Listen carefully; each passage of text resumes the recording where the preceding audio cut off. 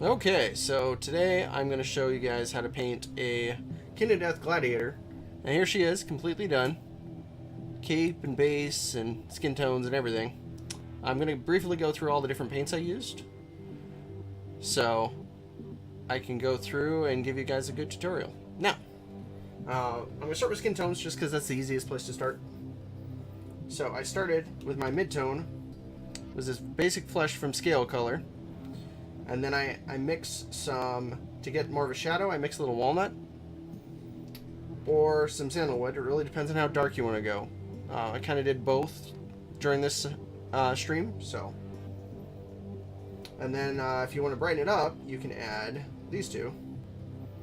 Pink flesh or nectar in a certain combination, so you'll need those. The more of the nectar you add, the brighter it'll get. And then I did deep red and some other reds from Scale Color building up for her cape and the plume on her head. And then it was Iroko and Tenere yellow for her hair. And then I did some, for the metals, I did combination. I did Warplock bronze, and then Retributor armor, Stormhost silver, and Liberator gold. These three for the metals. And then for the straps and stuff, I did the Rhinoxide Morphing brown. That's pretty much it. But let's get into it. Okay, so Kin of Death Gladiator. She's very, very white right now, but we're about to change that. So, she's actually, like most Kin of Death figures, quite pale, but she's actually not as pale as some. So I'm going to start with an odd base this time. Here, I can even give you a comparison here as to why. So I'm going to start with this sandalwood, and you can see it's a very good mid-tone for the art that's on the box. So that's what I'm going to start with, and I'll darken it up in spots and lighten it up in others. It's a nice mid-tone to start with.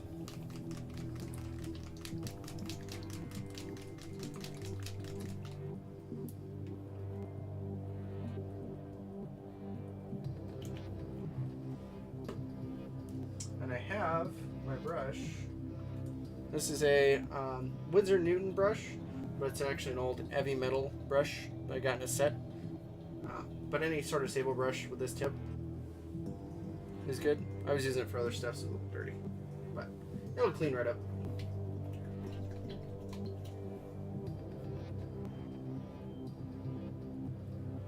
Alright, so we add just a little bit of water to that color, just so it spreads smoothly. I used to, well, I still kind of do, just from the standpoint of wanting to get your minis done faster. I'm not a fan of thinning your paints, but that's just the laziness in me. The thinner you do your paints, the more even the layer is, and you won't see those brush strokes. So even though it looks very much like a glaze, like you can see it's not covering hardly anything, I'll build up onto that. And now I can still see all those shadows that I did with the airbrush, which is a good thing. So actually, I have to go further up and look down. There.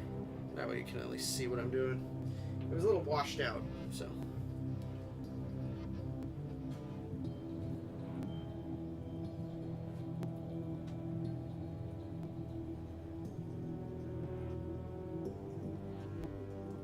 This is actually like the perfect color for her, which is awesome. When you choose the right color for the skin tone you're working on as your base / mid-tone, it makes it so much easier in the long run.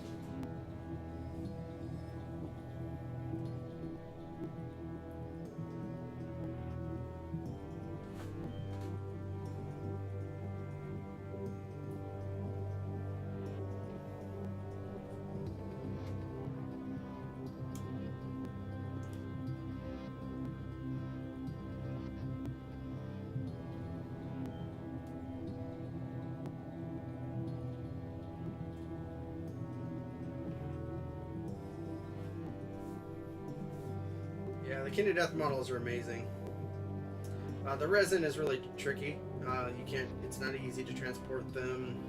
They're very much display pieces. You know, you paint it up and you put it on your shelf.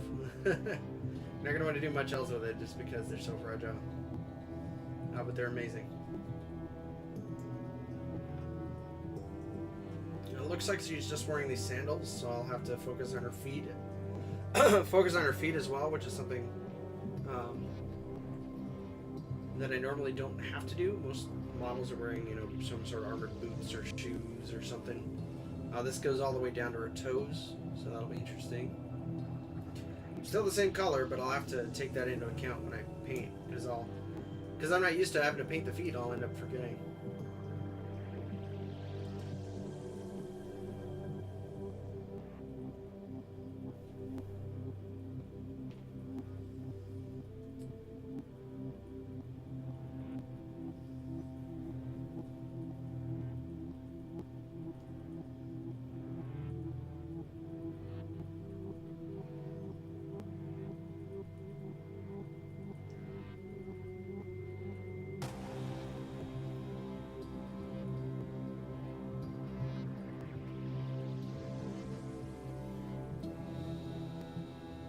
I won't have to worry so much about underneath the cloak, but I still want to at least get the base coat on there. Not too worried about hitting her cloak, cape, whatever you want to call it.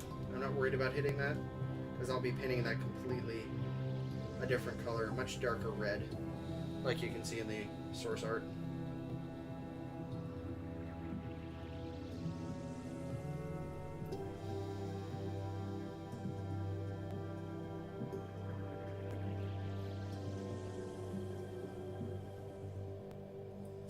Can't forget to hit her face.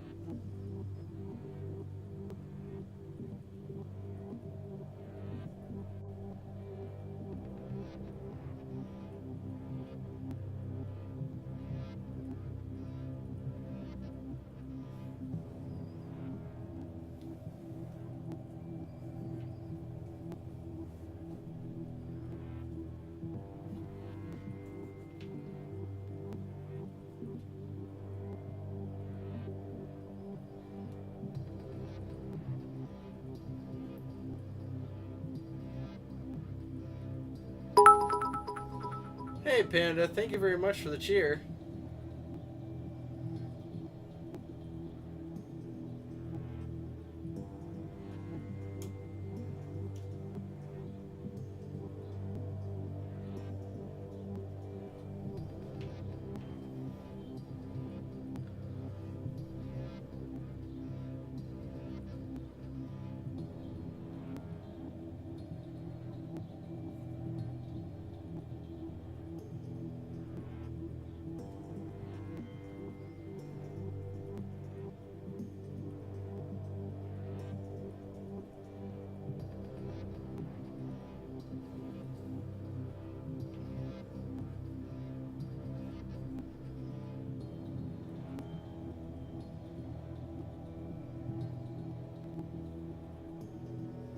Yeah, it's really washed out. Give me a second.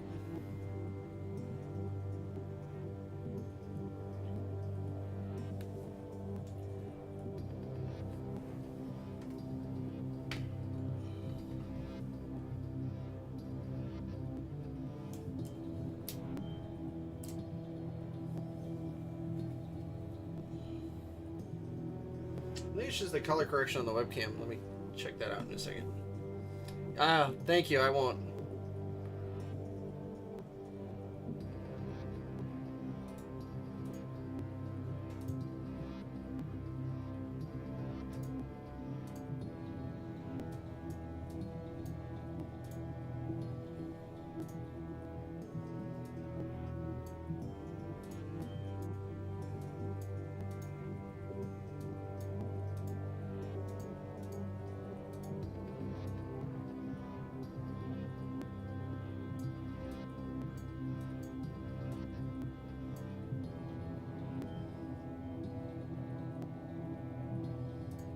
That's a bit better. So I'm going to turn my light back on and see if it's okay. Yep, still better. Cool. There we go. Yeah, I was a little washed out before. Okay. I will take your advice and make sure I hit this left leg again.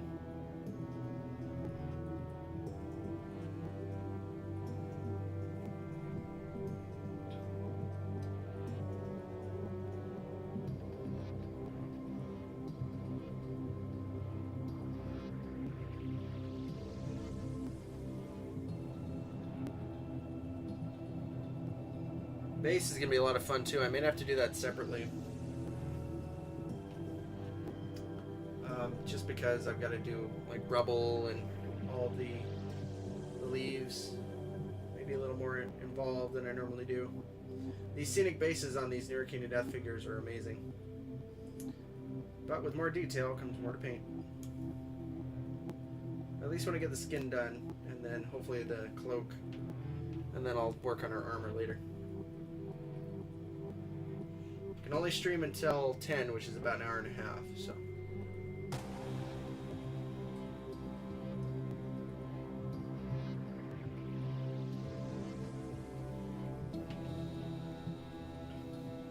And when I do post this on YouTube as well, I will save all the paints I've used and put a little intro so you know what paints to use before you start if you decide to paint one yourself. Or one similar to this, at least. I think the Gladiator's out of stock. I don't think they have her anymore. Another thing about King of Death. Hard to find the minis. They're actually not as bad as they used to be. They make more of them now, and there are a ton of people that just buy them to put them up on eBay. So if you're willing to do like 25% increase in price, then you can usually, people flood the market, so there are usually some available right after they sell out. Because for every guy who wants to charge you $100 for a $25 miniature, there's one guy that just wants to charge you $35.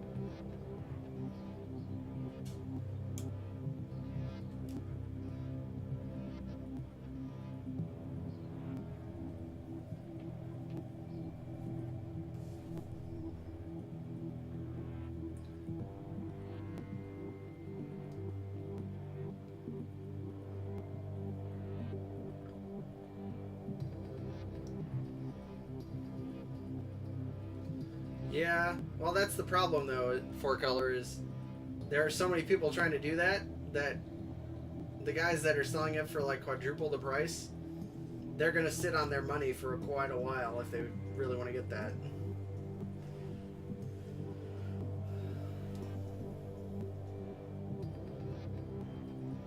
When they did even smaller runs a few years back, it was worth it to do that, but not anymore. So I always have to laugh at those people. Like, okay, you just spent money and you're not getting anything yet. Like, it's not an instant return. But that's the same, is that mentality is there for everything. Concert tickets, iPhones. Like, if there's a commodity that is very limited, people are gonna try to make money off of it.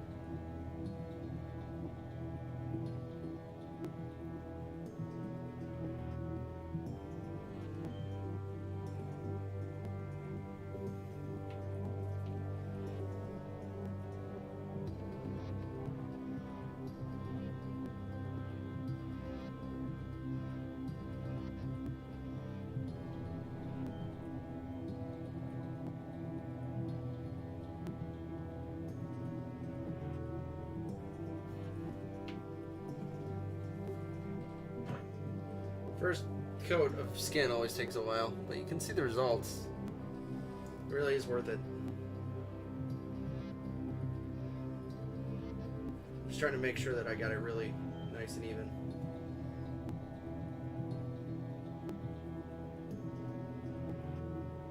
There's always that one spot you miss just because you think you got it, but you really didn't.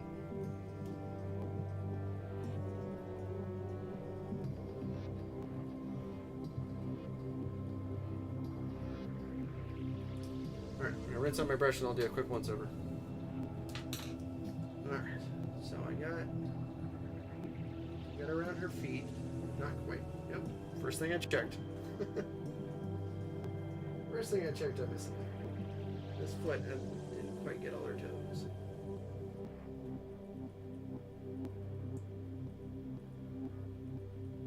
Better. No, I did. Alright. Now her leg. Yep, her leg's missing some too.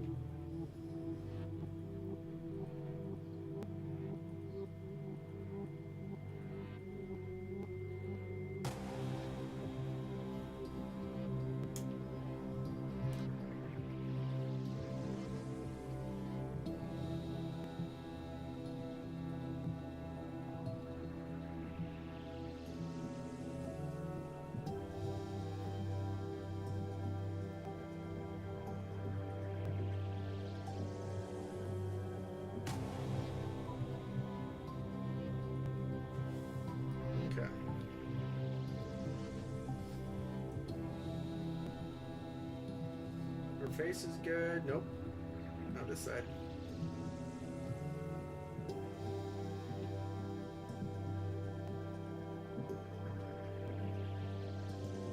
Hands. Nope. Not quite the hands either. I missed some fingers.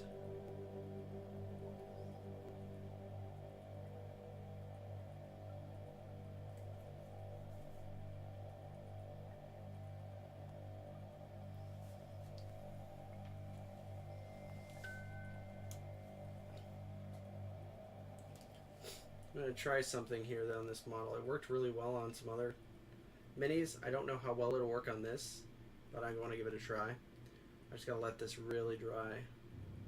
And then I got to put some satin varnish on it. At least on the skin. And then I'll try something.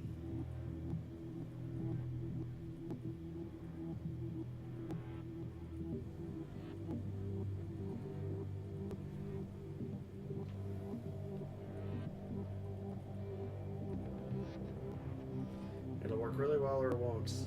And we do it really thin, so hopefully I'll try an oil wash on it. This is what I'm going to do. I want to make sure that it's all set.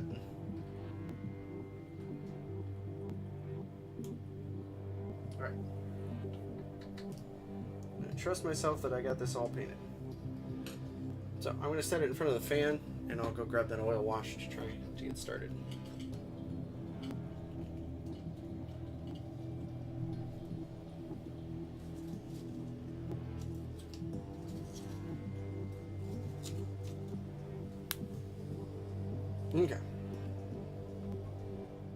Okay, so I've got a few things. So I've got my mini.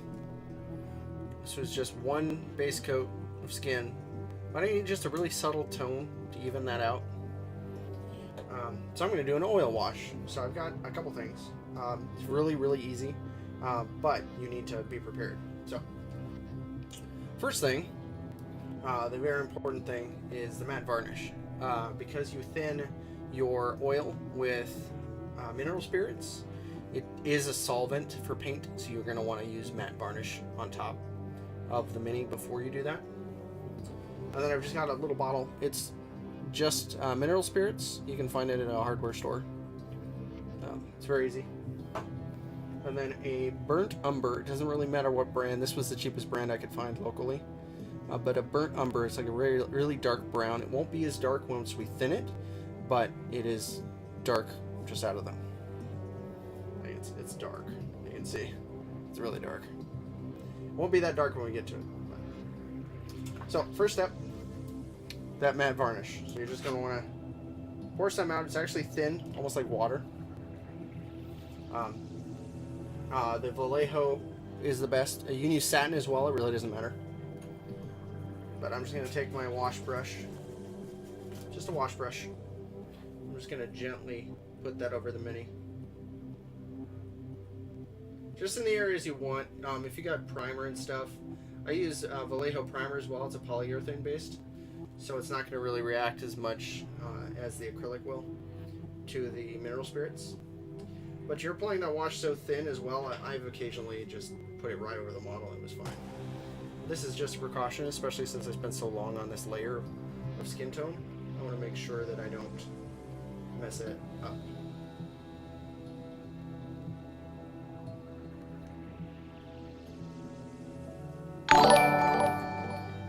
Hey, Jalen SMD, thank you very much for the follow. Appreciate that.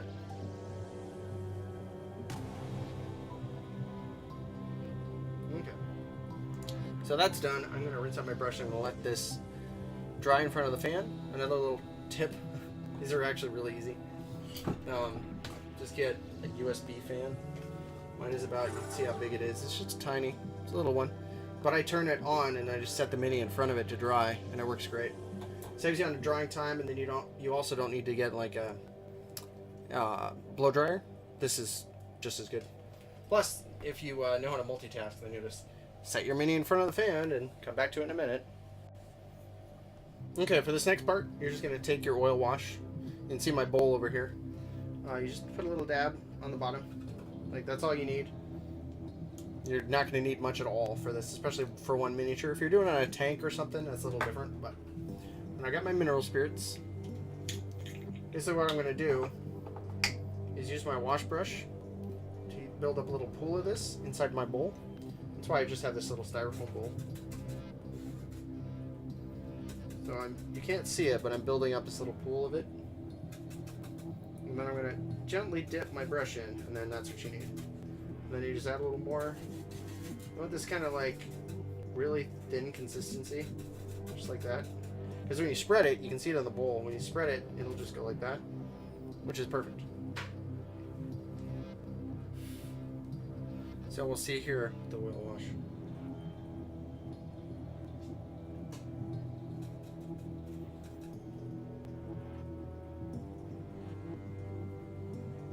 It looks like I can apply it a little thicker than I planned.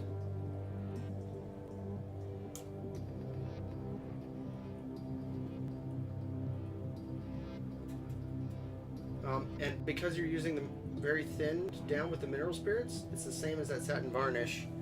So you can actually put it in front of the fan, let it dry, and if it's not thick enough, the layer you applied, then just do it again. But I want it to pool like behind her knees and around all these straps. You can see it there. That's where I want it. Not too much, but enough. Around the fingers and the crook of the elbow. Like I said, don't overdo it. Just make sure you do it. A little bit everywhere. Because this isn't a highlight, this is just to help give a little bit of shadow to that. Alright, so I'm going to let this dry in front of the fan again. And I'll come back in a second. Okay, so there she is. It's really subtle. And you can see it behind her knees. I just wanted that to kind of show you how to use oil washes. You can thin them really easily. They go on very subtly. Definitely adds a little extra definition where you didn't have it before. If you get a mini and you paint it up and it looks really bland, you can always do an oil wash of some type. Blue will make it more vibrant if your armor, like have blue armor, or if you're doing a gold or a skin tone that burnt umber is really good. You can use more of a brown, more sepia tone. It really just depends on what you're doing, but oil washes are actually really, really easy. So I hope that was helpful, and I will see you guys next time. So I just chose some birch to do the highlight. Sorry, it's a little washed out on the camera, but you'll see. You can see it down here on the palette. I already added some. So I needed to refresh my paint of the sandalwood. So I added a bunch of water there. Now I'm going to grab some more water. I'm going to thin out this birch and mix it. I don't want it too light because this is just the first highlight, but I don't want it too dark either. I'm kind of getting there. So you can see what I'm doing. There. You can see I thinned this out, and then I thinned this out, and I'm taking it from the light side and kind of mixing and pulling out to where I get it a nice thin consistency that's kind of midway between the two, but not really. That's where I'm going to pull from, so I'm just going to leave it like that.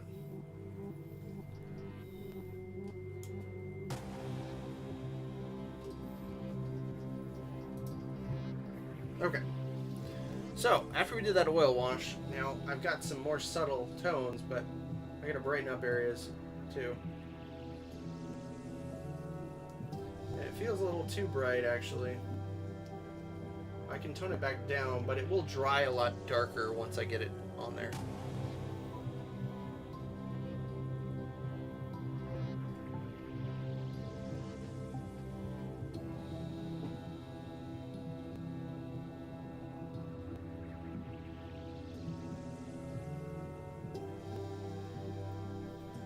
There. Much better. Just that little bit of color should do it.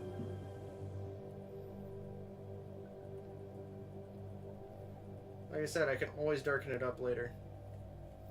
That's the nice thing when you go a tone that isn't too different from the previous layer. And that's why the scale color set works so well. Is because the transitions are pretty natural from one color to the next.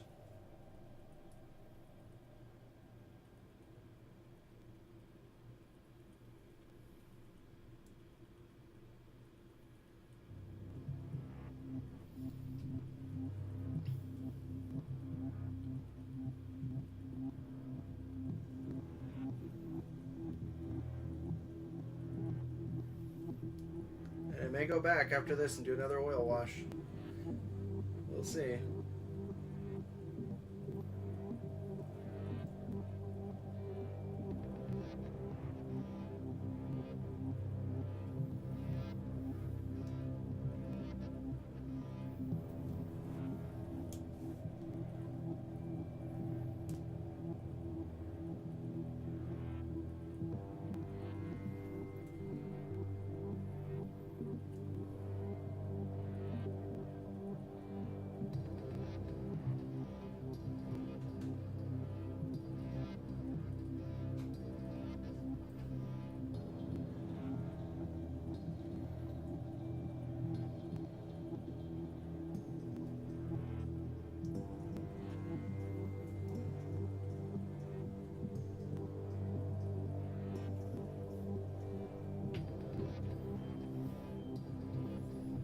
Yeah, she's looking good.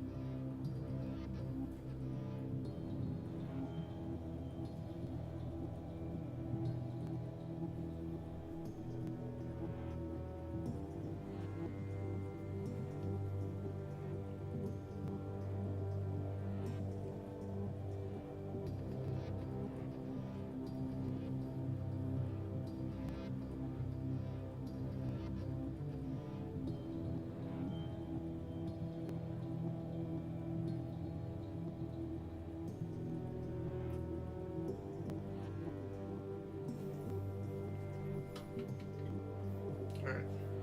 I'm actually going to tone it down a bit. Let's see if I can do a shadow. Nope. This is fine. It is elbow here. Alright, so I need a shade darker than that. Which would normally be this Iroko. But I think I may do something else. Like this. Pink Flesh? Let me do that.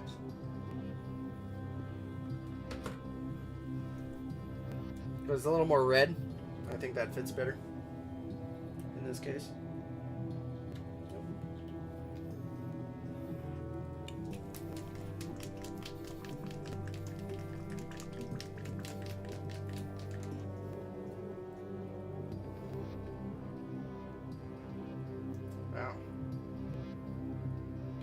not separating agent in this one. There we go. Don't know why. Oh well.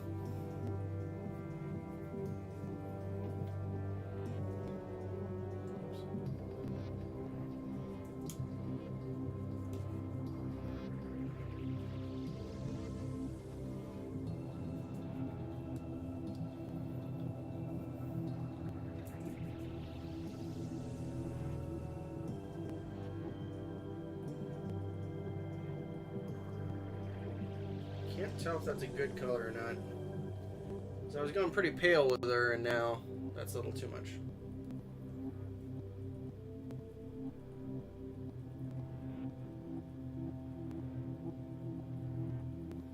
Yeah, it's too much. Darn it. Fortunately, I have that original color to go back on to cover that up.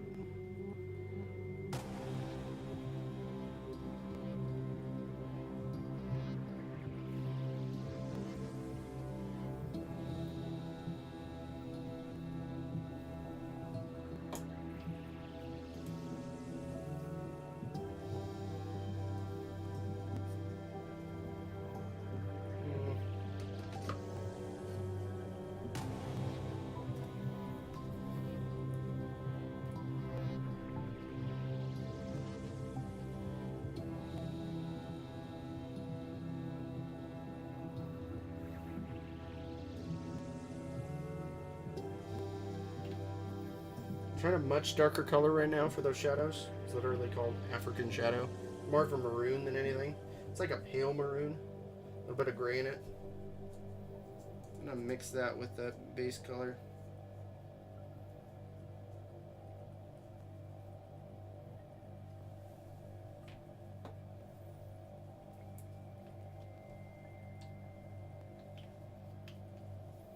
Normally I don't mix them like this, but I'm trying to go for a color in my head and not reaching it, so I added a bunch.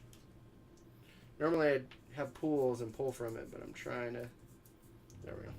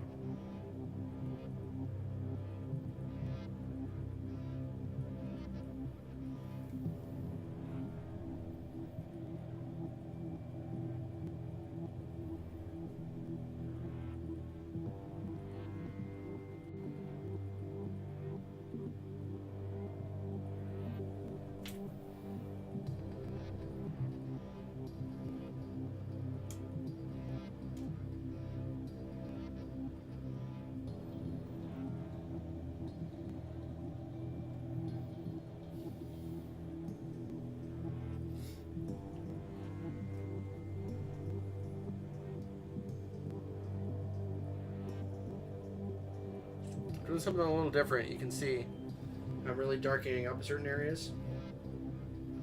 I'm trying to do it on purpose. Not a technique I'm used to. I usually just go mid-tone and try to brighten it up from there in areas I need to, but I'm going to work on the shadows this time.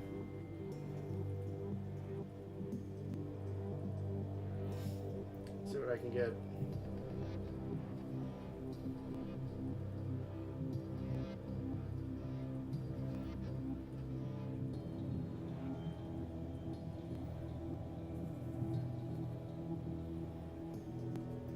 Looks a little weird because I'm covering up a lot of the work I did, but see how it goes.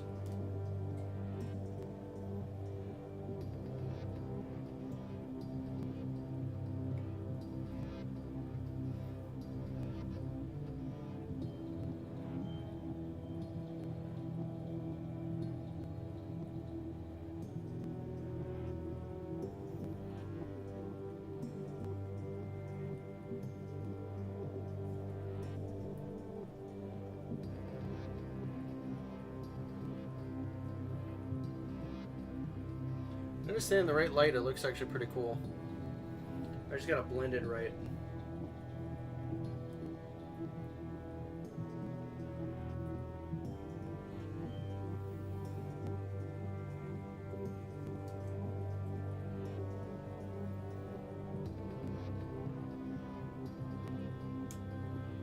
With the light too, you can see where stuff's supposed to go. Just the way the light shines. I messed up a little bit here, but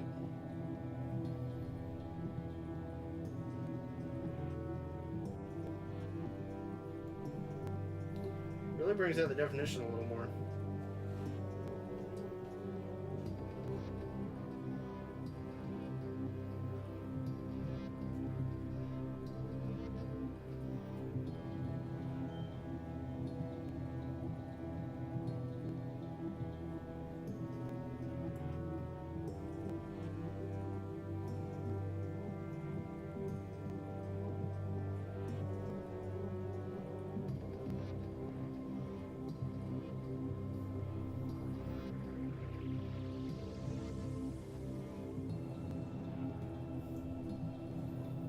Okay. I'm going to go back up to that brighter color, but I'm going to thin it out a bit. I'm going to go back up to the sandalwood. I kind of went half and half. Oh, it really depends, Active Minds games. The first one I painted took me about 5 hours. The longer you take and the more you try to figure out your technique, the more you learn. So that's why I'm taking my time on this one. I have rushed through figures in the past. It's funny though, the one that took 5 hours was the first one I streamed with, and I learned a lot from that. And it's one that I don't think I'll ever part with, just because of how much I learned from that first experience. And it was because I took my time. So yeah, you don't. If you're used to a certain way of doing things, you won't learn anything. So I try to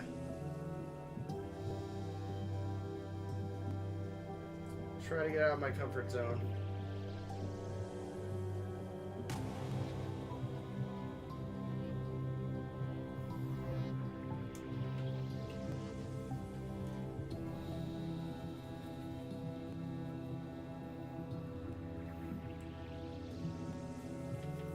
Alright, I'm thinning this out a lot. Kind of see it on my palette. I've got it here. Sorry. Got it here, but I'm drawing it out and making it really thin. Because I don't want to miss out on any of the stuff I just did.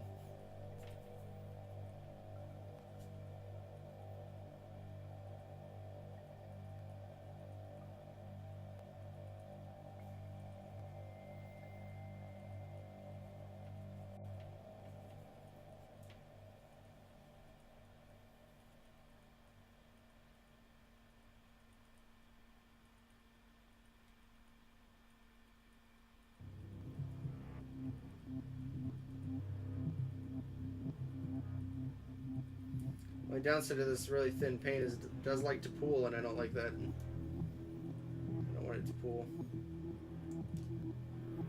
I want it to blend this line so it's more subtle. As you can see that sharp transition between the dark shadow and the light. I want to make that a lot more subtle.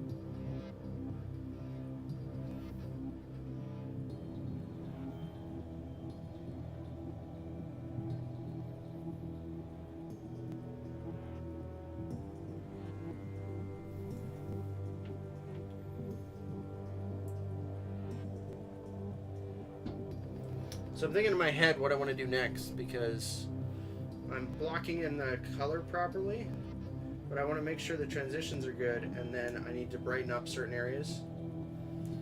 So, just thinking. I'll have to go pretty much just add white to this color and just kind of build it up slowly.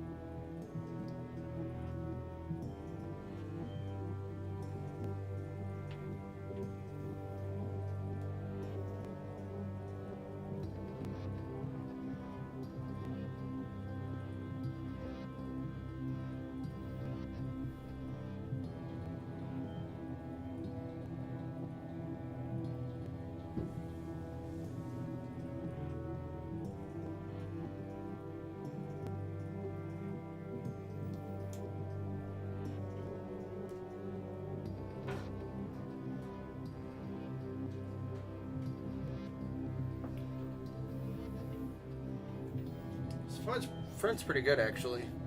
Needs a little bit more, but it's the back that I really messed up on. You can see how bad that is. Really got to try to blend some of this. That's the problem, is you want to take the good aspects you got from the front, kind of transfer that over. So I got to really meld this in.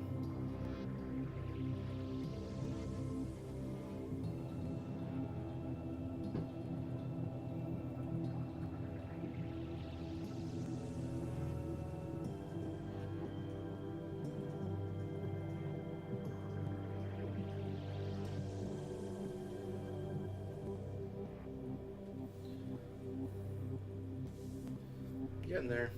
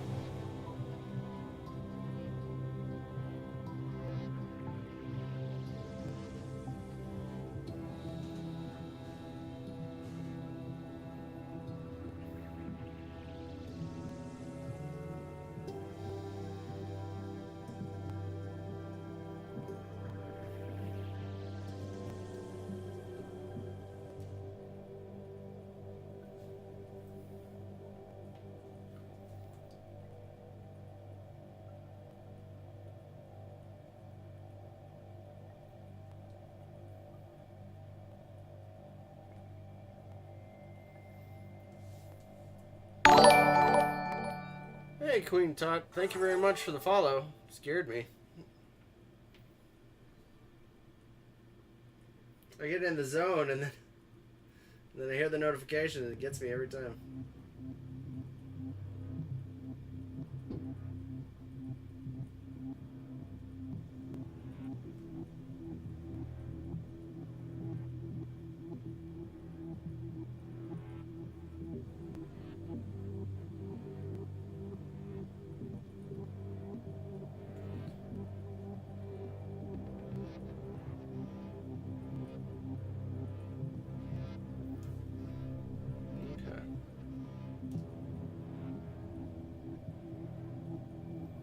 Yeah, the front looks really good.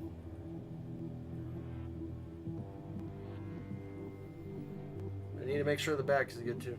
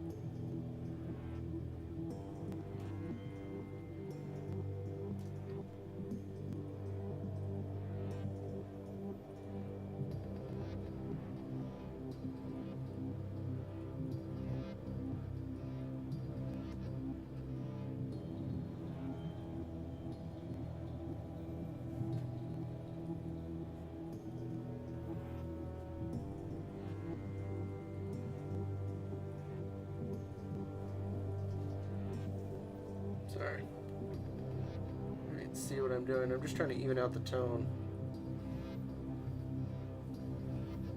Alright. For now, I think she's good. I gotta let it dry though, so I know for sure. Okay, so I did change up the cloak a bit.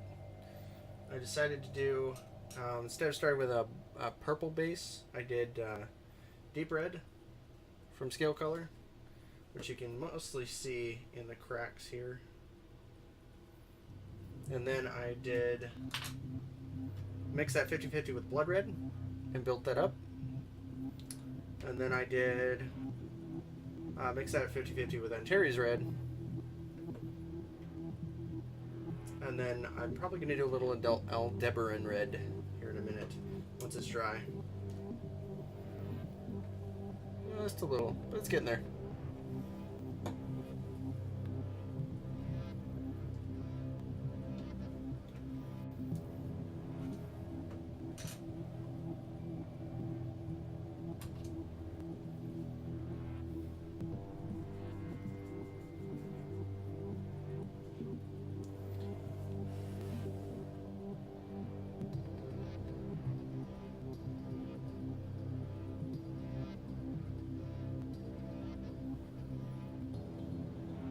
This one's more of an orange, that's why I'm doing it more in the ends than anywhere else.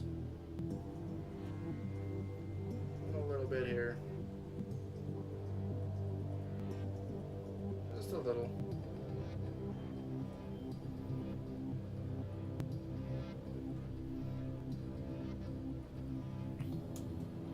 Yeah, once the cloak is done, I'm gonna have to call it.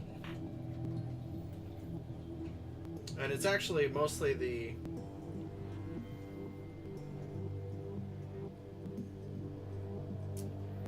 lighting that makes it look so orange. It's actually more of a deep red. Yeah, more like that.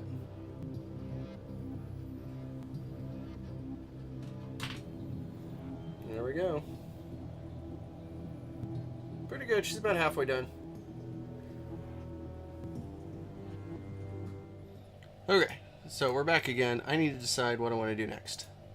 So I've done, let's see her over here. I've already done the cloak.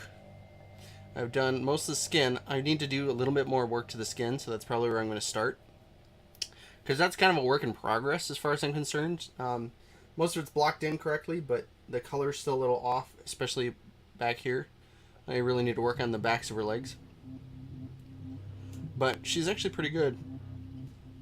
Then I have to work on her cape and her sword and shield and her plume and all of her bands and stuff. So I'll focus back on the skin. Can I take it back to the place it was before? Get this image out of here.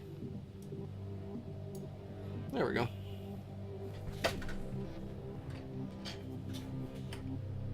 Okay.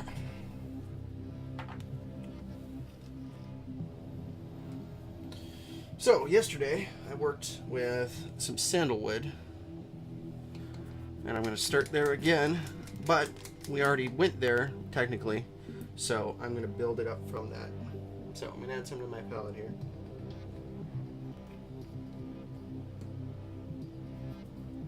And then I did build it up with a lighter white, but I think I'm going to go a little more pale this time, this nectar. Because before I did this birch, now I'm going to go to a nectar. It's more of a pale white than a cream white. Sorry, my lights are really odd. Here. Yeah, that's better. So I did this nectar before. Now I'm going to do, or I did the birch, and now I'm going to do nectar. See how that works. The color was a little off last time.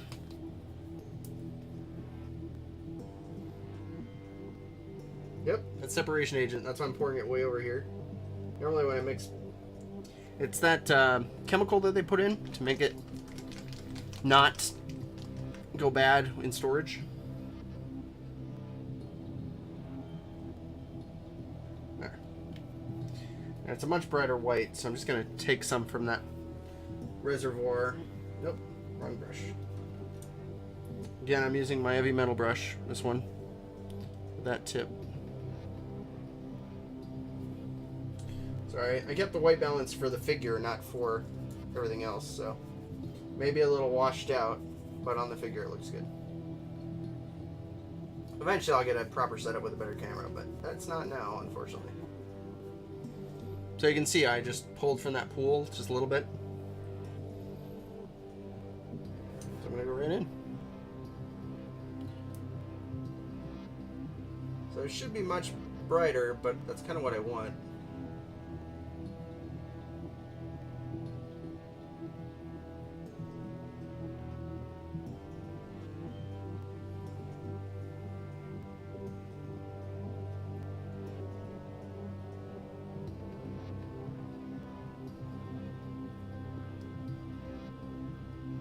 But not too much brighter, if you know what I mean.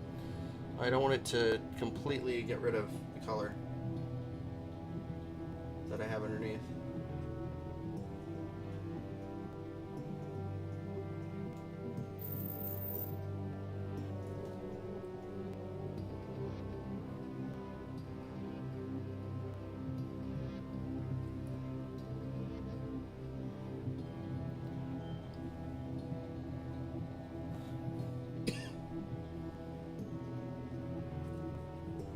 I always forget the hands, so I'm doing those now.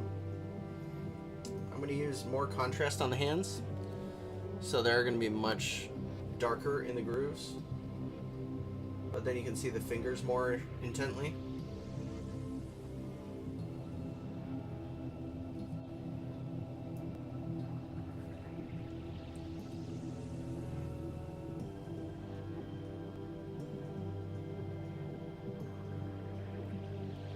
All is said and done, I'm probably going to do another oil wash.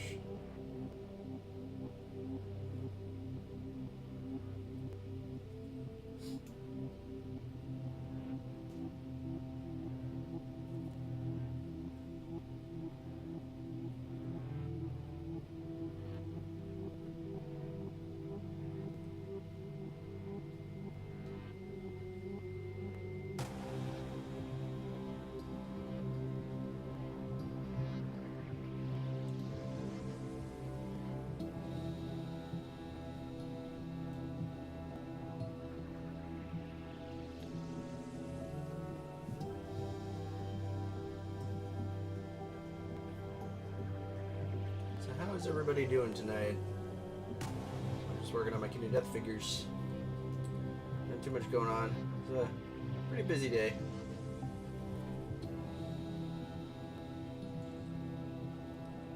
I did keep more of a shadow around her eyes. I don't know if you can see that, but her eyes are a little more shadowed than they normally would be.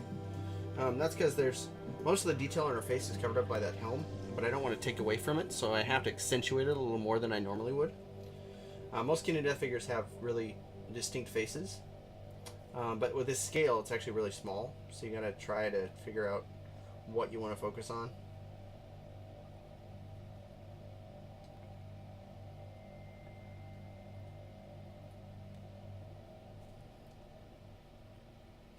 The shadows I did before are good, but they were a little too dark, so I'm gonna have to try something else to reinforce those again.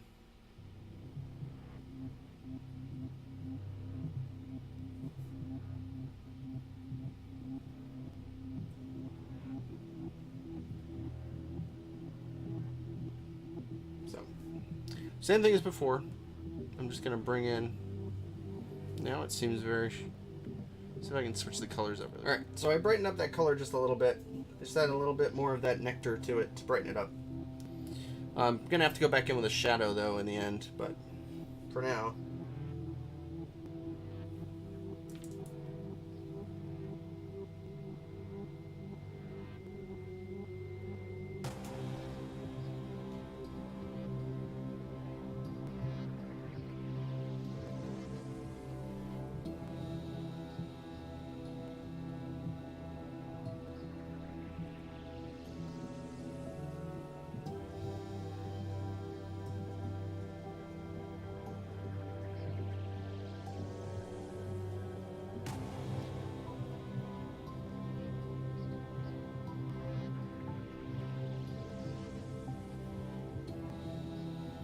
I think that's what gets me, is the color profile for back here is way too bright.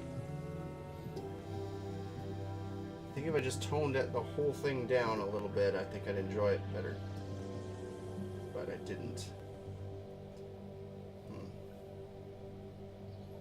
Just with every figure, you learn something.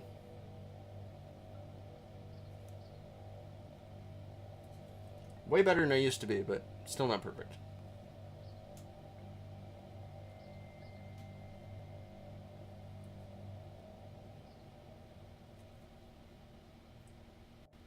Okay, I'm going to tone it up again.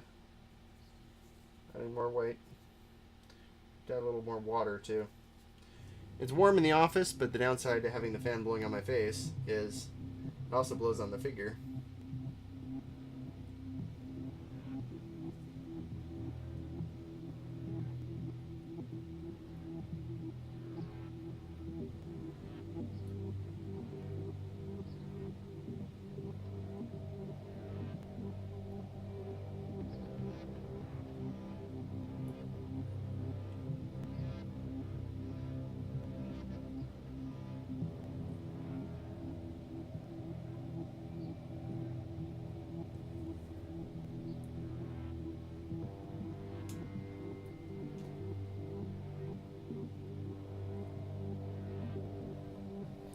Sorry if I'm keeping her off the camera. I'm trying not to.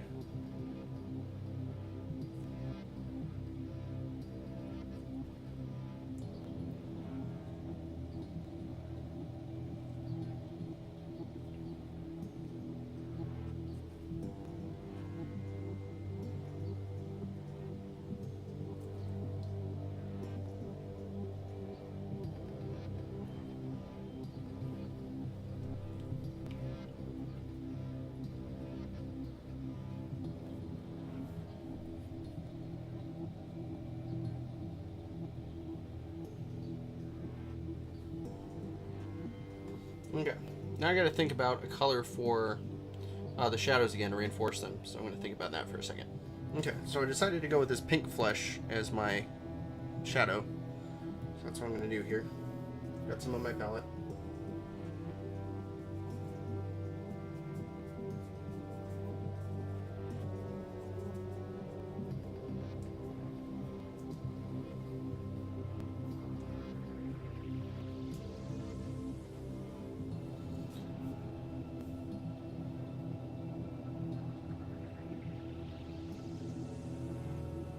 Well, that's a much softer shadow than I had before. That's much better.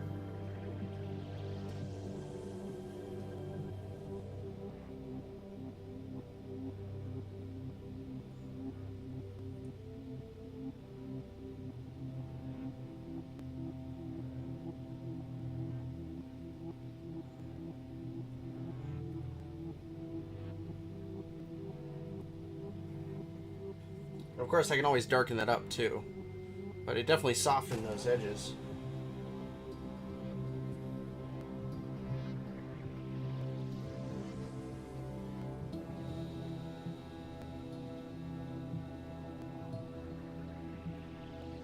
So basically right now I'm just using what I've done before as a guide. Let's see. I'm definitely going to have to darken this up, but it's the right transition.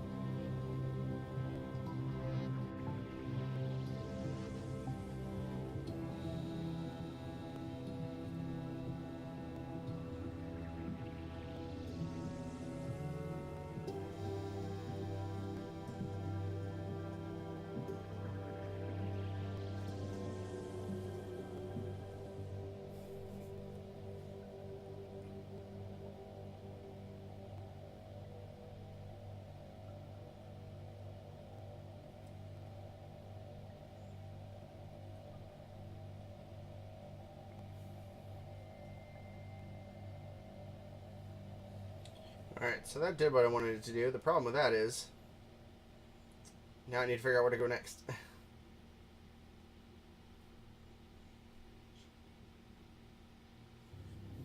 When you find a good combination of paints, it's fun to stick with it, but it's tricky.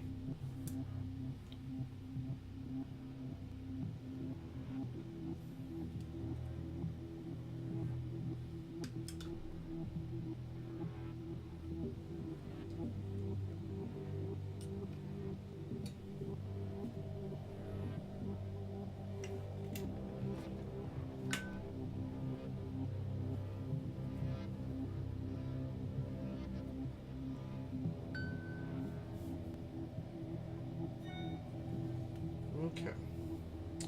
So, alright, so I darkened it up with a little P3 walnut, or not P3, scale color.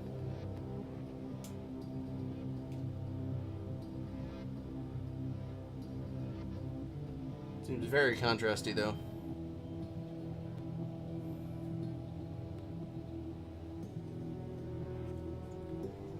Not necessarily a bad thing in certain spots, but necessarily where I want to go.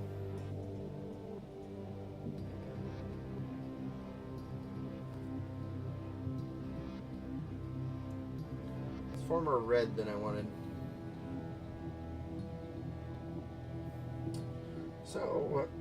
So what I do is add way more of that mid-tone, that bass tone. Way more of that.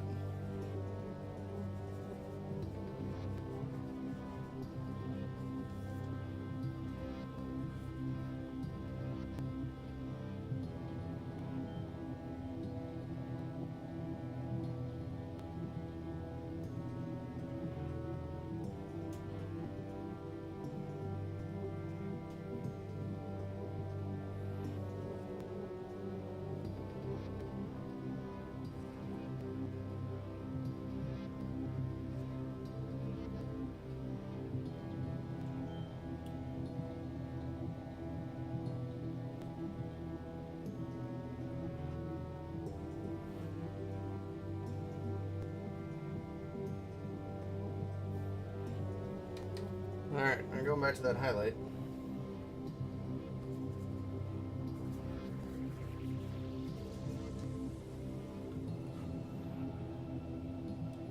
Kind of going back and forth until the blend between them is good.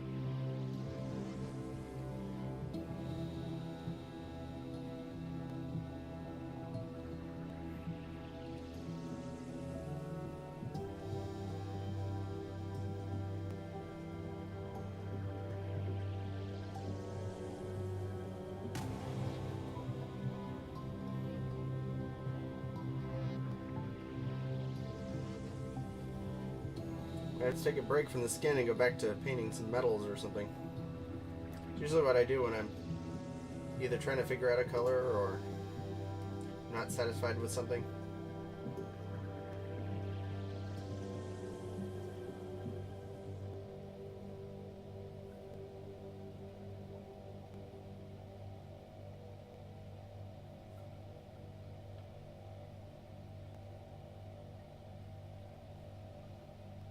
Alright, so I'm going to switch to the gold now. That's about right, but there's something missing, and I'm going to think about that while I'm working. Okay, so I've got the skin mostly done. I'm still working on it, but I want to do the shield and the mace and her helm and all the gold bits right now. So what I'm going to do is do a quick tutorial on painting gold. This is from a good friend of mine, so let's see if it works. So, paints I'm going to use Games Workshop Warp Block Bronze as my base. And then I'm going to do a main layer of Retributor Armor. Then I'm going to do Liberator Gold. And then I'm going to do Stormhost Silver, just a little bit. And then apparently a very thin wash of Druchii Violet works out well. So, yeah, it's very vibrant this time. Sorry, I had to change the color in the camera so that it meshes well with the lighting, and it just is really tinting it orange. It's not that orange. But I'm going to work on some golds. Yeah, it looks good. It's just not quite that crazy bright. But if you can see in her gold cape as well, I can move this bigger. There's a little bit of a tint to it, which is what I'm going to try to replicate. Like at the very top of the shield. So I'm going to try to replicate that here in a second.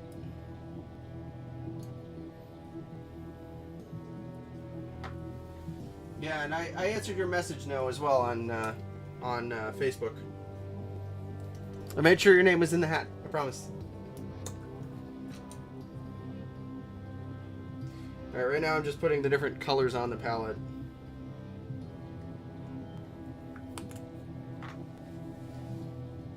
At least the two main ones, because it's not going to take a lot to paint it. So. Now, you can thin your metals. I don't tend to. I just tend to be careful when I'm painting with them. So that I don't completely get rid of the detail. Like on this shield. I won't put a big gob in there. I'll take some on my brush and I'll spread it out. That creates a nice even coat. In my experience, thinning metals just tends to make them just so much thinner that you have to do 2 coats anyway. And then what happens with metal pigment is it's usually flakes of actual metal, and they just, all they do in water is separate. So I don't tend to thin my metals very much. There are exceptions, but I don't tend to. There we go. So I'm making the base very dark, which is actually okay, because what I'll do is I'll make this second layer and the third layer a little thin. That way I can still see some of this darker detail. And then the first actual highlight is that Stormhost Silver. And then of course but that's just topical. I'm not going to do that over the whole shield. And then the purple wash should give me a decent bit of detail.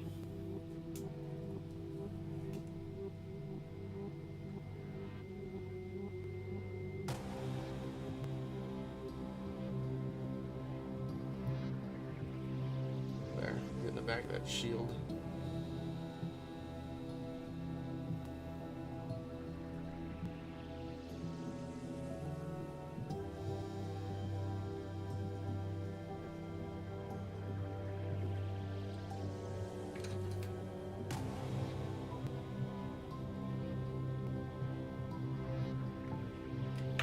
Noticing a piece of the mold left over that I didn't notice before. Sorry, it's hard to see me painting behind the shield, but I'm trying to get all the points.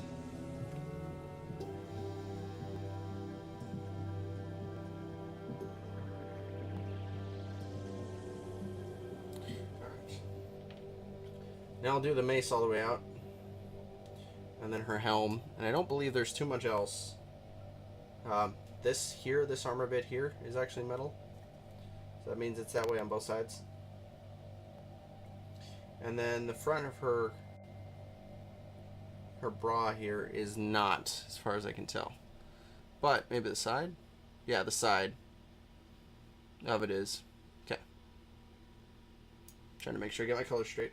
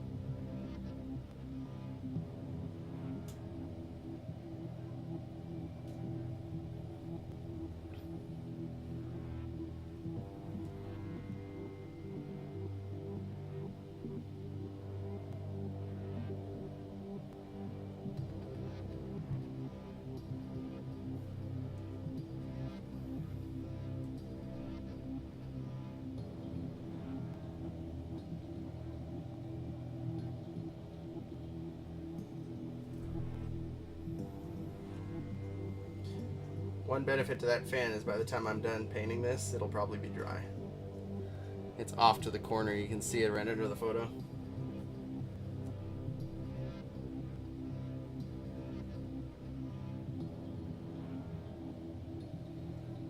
Don't believe her gauntlet is metal, but I may need to check.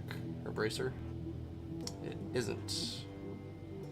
But her helm is actually more metallic, so I'm going to have to emphasize a different color than than this one on it.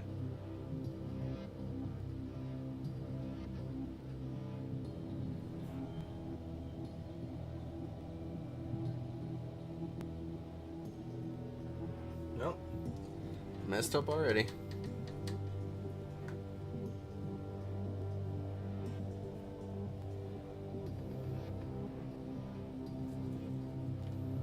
Hit her finger here. Fortunately, that one's an easy fix.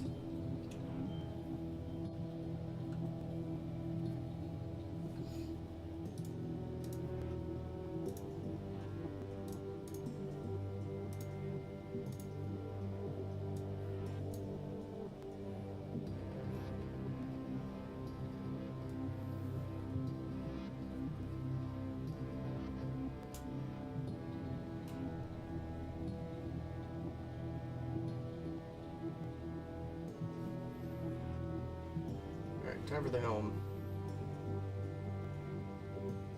I have to do her hair as well.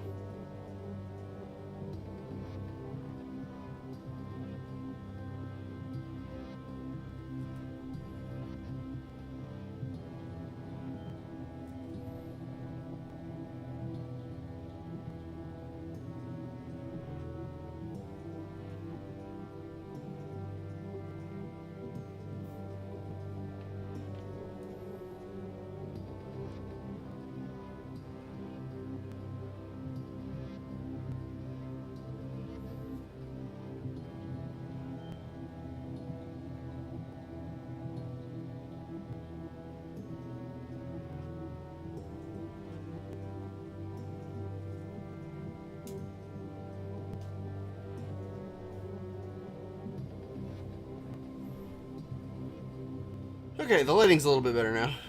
Alright, so I'm going to start. I already got most of the golds done and the cloak. So I'm going to go on to the Retributor armor this time. I've already got some on my palette. So I'm going to go through and I'm going to let a lot of this more sun. Well, I can actually change it. That's what I did on the main one. I should try to do more natural light. I'll end up getting proper like LED lights, proper like color change LED lights for studio lights eventually. But you can see how vibrant that bright gold is. I'm gonna leave some of the dark metal showing underneath like that, but especially on this rim here, I really want to just show it completely. So I'm gonna do a nice coating of it, and you just want to leave a little bit of that original gold left in for contrast, but just a little. If you cover it up in a spot, don't worry about it. Like down here, I just covered it all up. Don't worry about it. We're gonna put a cool wash on later. But yes, thank you, Jalen. Good tip on that bright light. I'll try to do more natural sunlight for the lighting.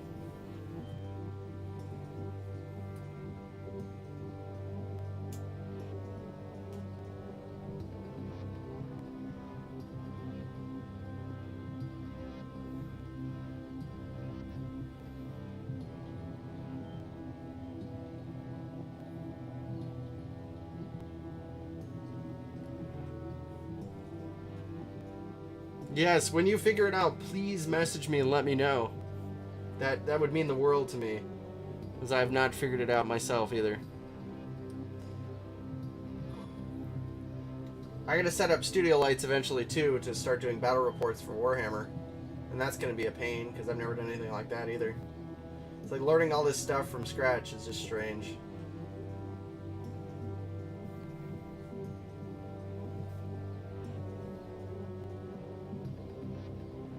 It's fun, but it's like one of those things like, oh, well, do a bunch of research, order $500 worth of equipment. Oh, that didn't work out. Like, I don't want to do that. I have not done that yet. So, come close to doing it, but I haven't done anything like that yet. Right now, this stream is just for me. It occurred to me, because this stream actually ramped up a lot quicker than I ever expected, which is great. It's all thanks to you guys, but it got to me. Like I it occurred to me that things that I didn't think were possible for the stream were possible. Jalen's scale modeling den. Nice. I like it.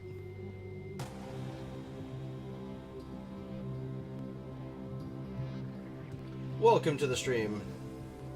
It's good to hear from a fellow hobbyist.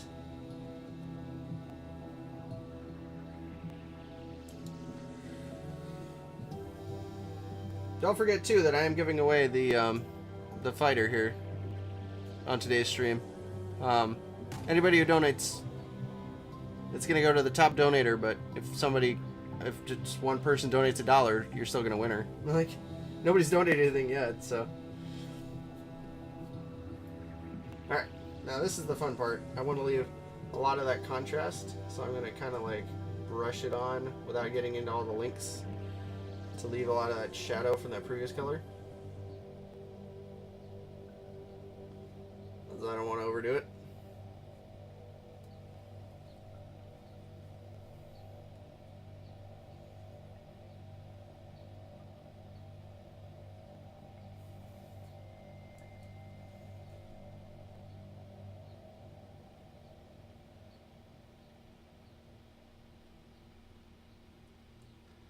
Well, and then I overdid it.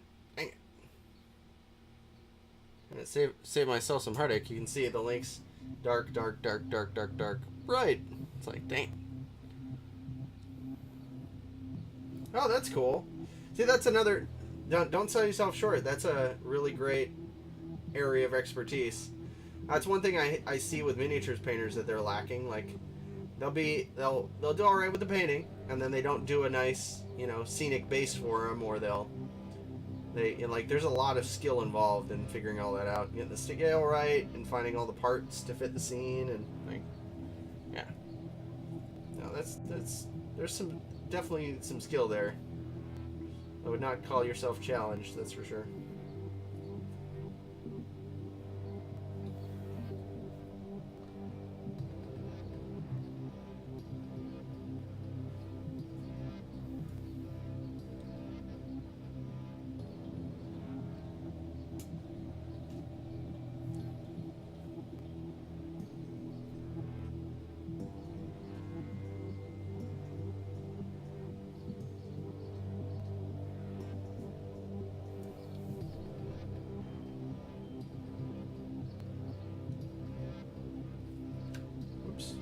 Sorry, hitting the webcam. Trying to make it do what I want. Like it, whatever. Dang it, now hitting the desk. Right after I figured out my settings, too.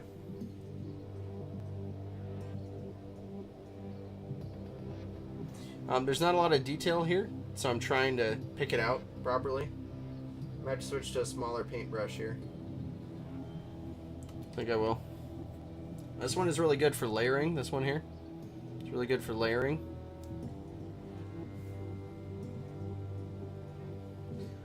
I don't know. I don't know. No. I think it'll be, I don't know. He's shown the quarter scale Kingsman statue as well.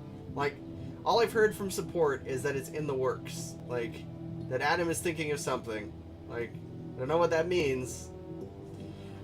I'm hoping it's like all of the above, like a bunch of rare King of Death stuff for my collection.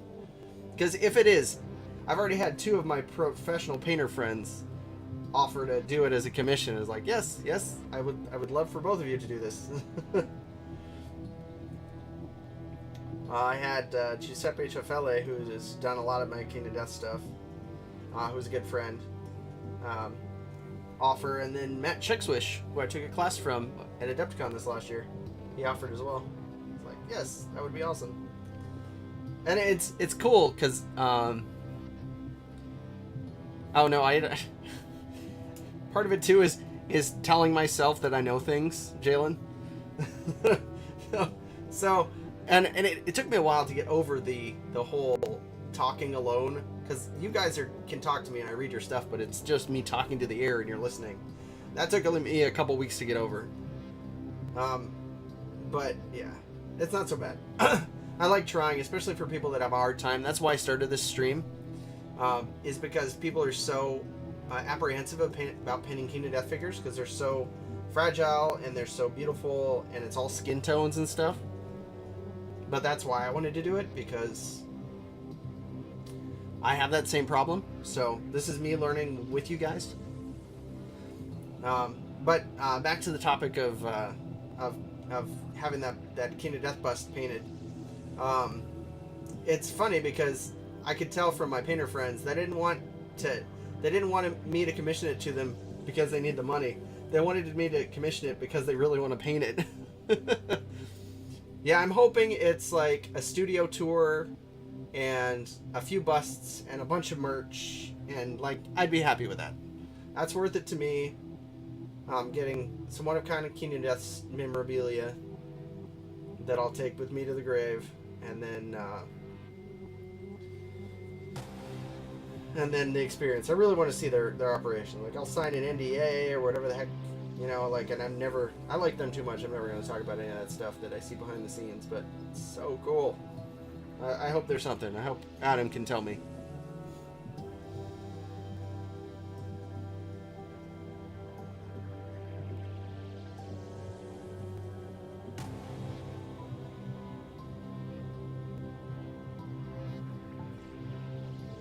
But we'll find out.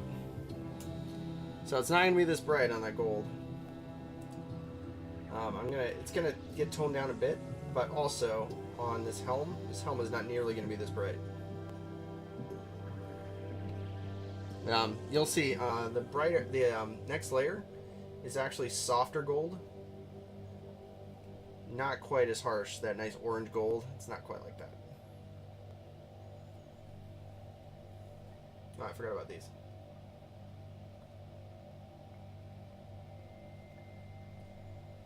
I think there's some underneath her over here too. There we go. There we go. Getting there. Alright, so I'm going to switch to the Liberator Gold. Yeah, that's much better. The focus is much better too. Thank you guys for all the help on figuring out the camera thing. It's so much better now. Yep. This one separates a lot. I really got to shake it. I saw somebody post on online. There was like a little paint shaker thing. I saved it. I need to order one, so I don't have to do this.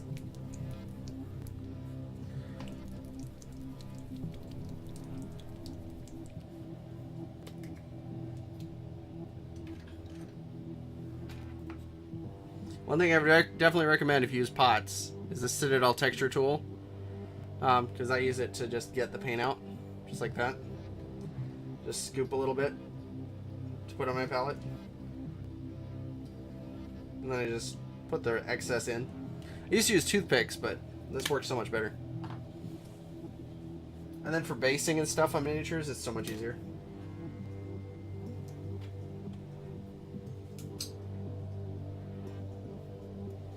Alright, so I need to do it on this shield first.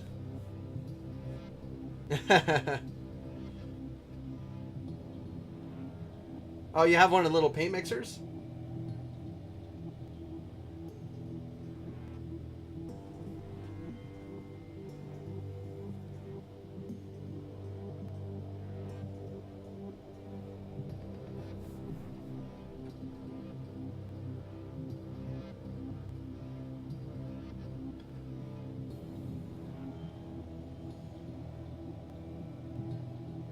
Do you have a link for that paint mixer? I don't know if it's the same one as the one I looked at. You can see, it just makes it brighter. It's not really going to come together until I put the wash on it, but the gold is turning out, and I'm not trying to go over the whole thing. I just want to hit it a bit. Oh, thank you, Jalen.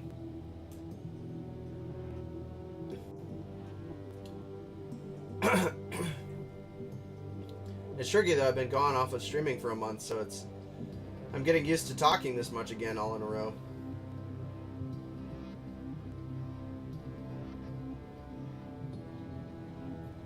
There. That's much better.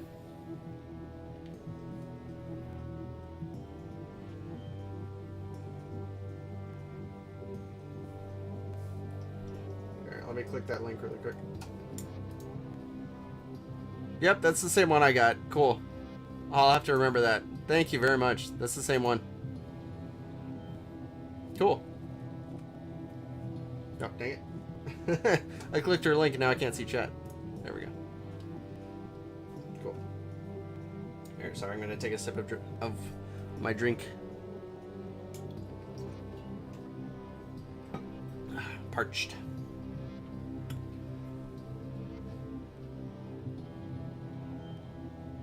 I have to do that red plume soon.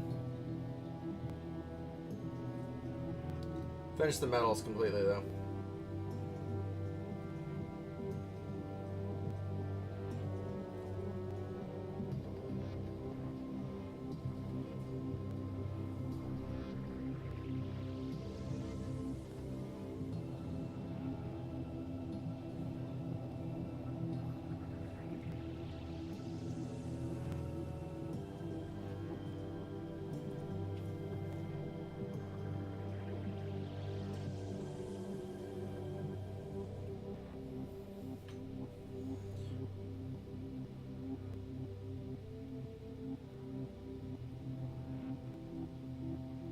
Yeah, it's a much brighter gold than I expected it to be. That's great. Should have gone for like an old brass, but I really wanted to do gold with these weapons.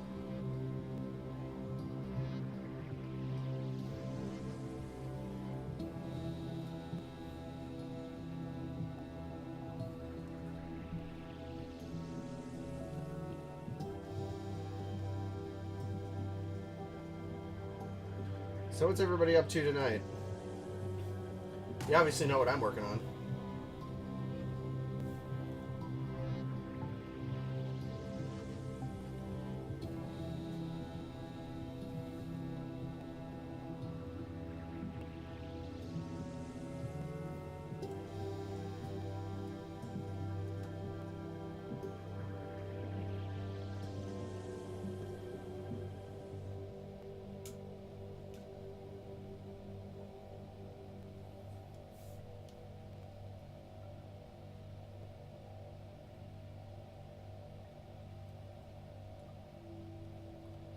That's great on this leaf mail armor. It's perfect.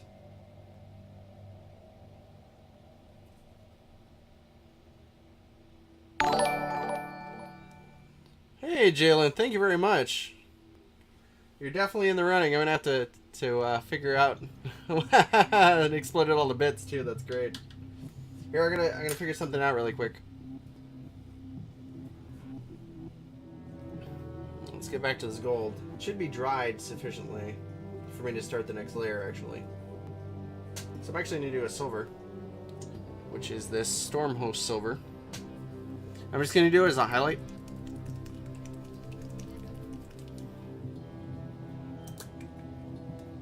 I'm not going to do any on her helm. It's the same problem. I got to shake this up. I'm not going to do any on her helm at all, because that's actually the color that I want it to be. But I am going to on her shield. I actually might use a kind of like a green-black tint. Whoops. Oh, hurt my arm. On the shield, so I may do something besides the purple wash, but I think I want to try the purple wash. It was recommended to me by a good friend who does really great work, so I want to try it.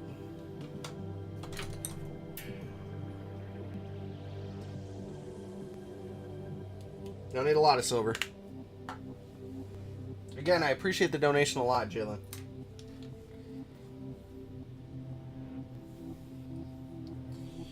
Okay, so silver time.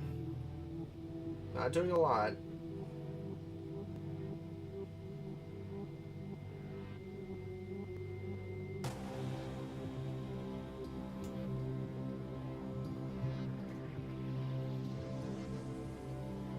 Just on like the raised, sorry, you can't even see what I'm doing.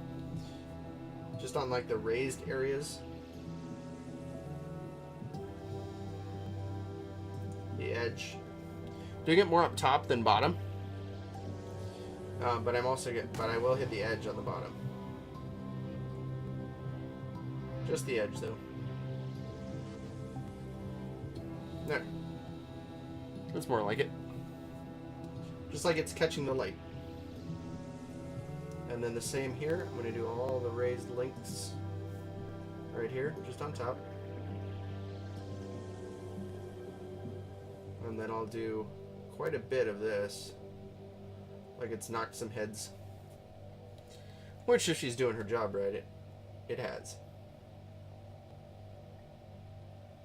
There are the edges. There we go. The wash is really what's going to bring this color out.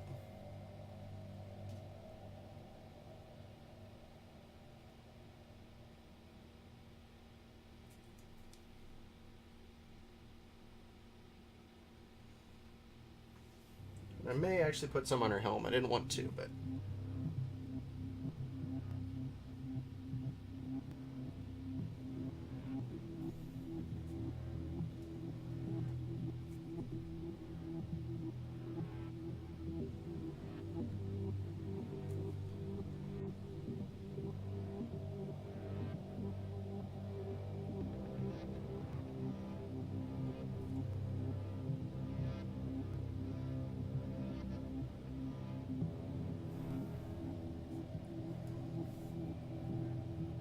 kind of see where I'm going. I'm just using it to pick out the detail in the helmet rather than as a highlight.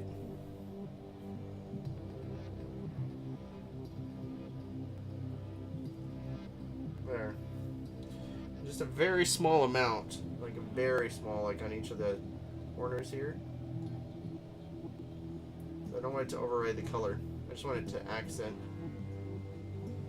And on here I need it. There we go, on the very edges. There, that's better. Just coming together.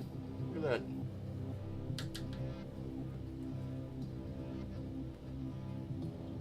I actually like the skin better than I thought I did, actually. Cool. Alright, next part. I'm going to use some... Because the Druchii Violet is really thick and dark. Way too dark. I'm going to use some Lamian Medium to thin it out. Can't believe how well the webcam settings are now. Thank you so much. It's like I look at it, it's focusing. Whoa, like it's such. It's not something that occurs every day apparently, so I'm not used to it.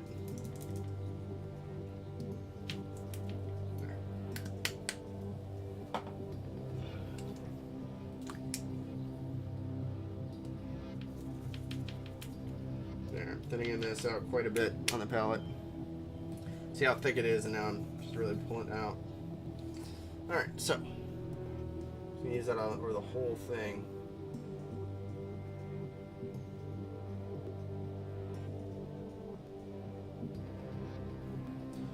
I think it needs to be a little thicker than that.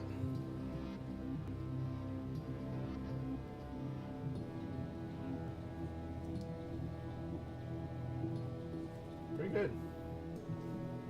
Not the way I thought it would be, but still pretty good.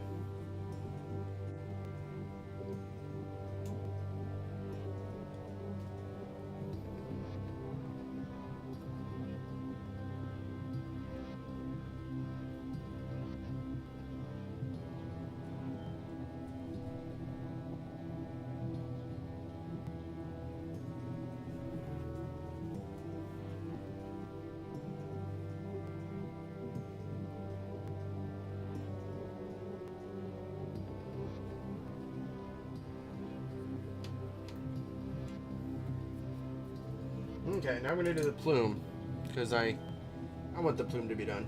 So I'm going to do a darker red for the plume, but still bright at the tips. And then I have to do her hair, which I'm going to try for more of a golden blonde than a brighter blonde like I have done in the past. And then I'll work on her bra and all the straps and stuff, and then she'll be done. And then I'll have to do the base, of course, which will take a little while. But I've got an hour and 45 minutes, so I should be able to get her done completely tonight. Cross my fingers. Actually, speaking of which, I'm going to take a look at the base for a second. So it looks like it's just a bunch of dirt and rubble, and then some broken buildings, and then a lot of like laurel plants, like little flowers and stuff. There's nothing on our art card to say what's what, so I'm just gonna do a brown. Not a dark brown, a lighter brown, but something to contrast the fallen masonry. So I'm gonna grab, if I can find it anyway. Found it. Oh, stop it. This is Mornfang Brown from Games Workshop. We've got a nice strong brown to cover that base.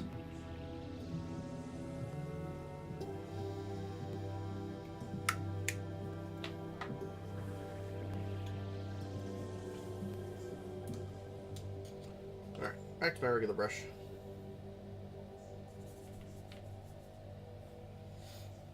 That's why I can start thinking about the base while I'm worrying about everything else.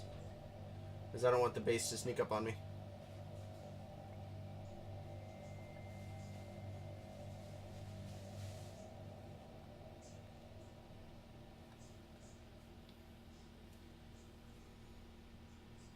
Happens every time. I'll get the figure completely done and it's like, oh, now I still have to do the base.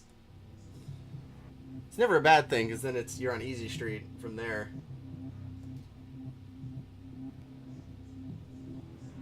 So what I'm doing the base pretty bright because I'm going to do a wash on it. And I wanted something darker to contrast with the bright. I'm going to do like a bright white masonry, like a tan or a bone white for the masonry. So I wanted that to be pretty obvious difference, and then that'll work well. Those two tones will go well with the green that I'll do on the leaves.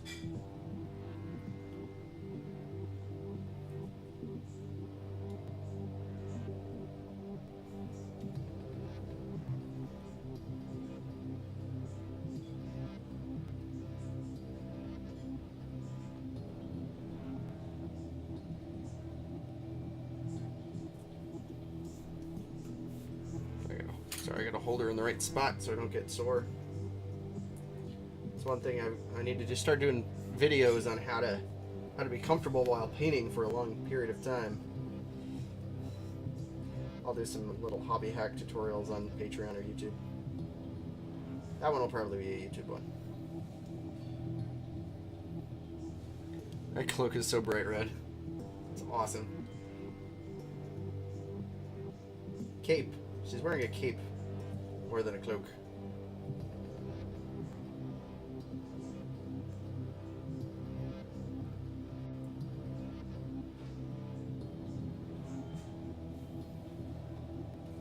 Yeah, pretty much.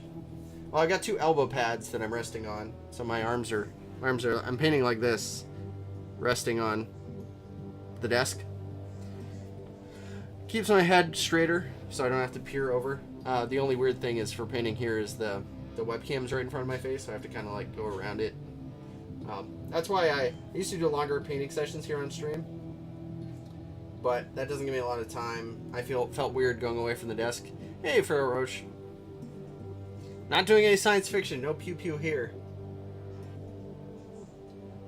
That's later. Yeah, it looks good, but I had to get there. Like, I had to figure out the webcam settings so you could actually see it.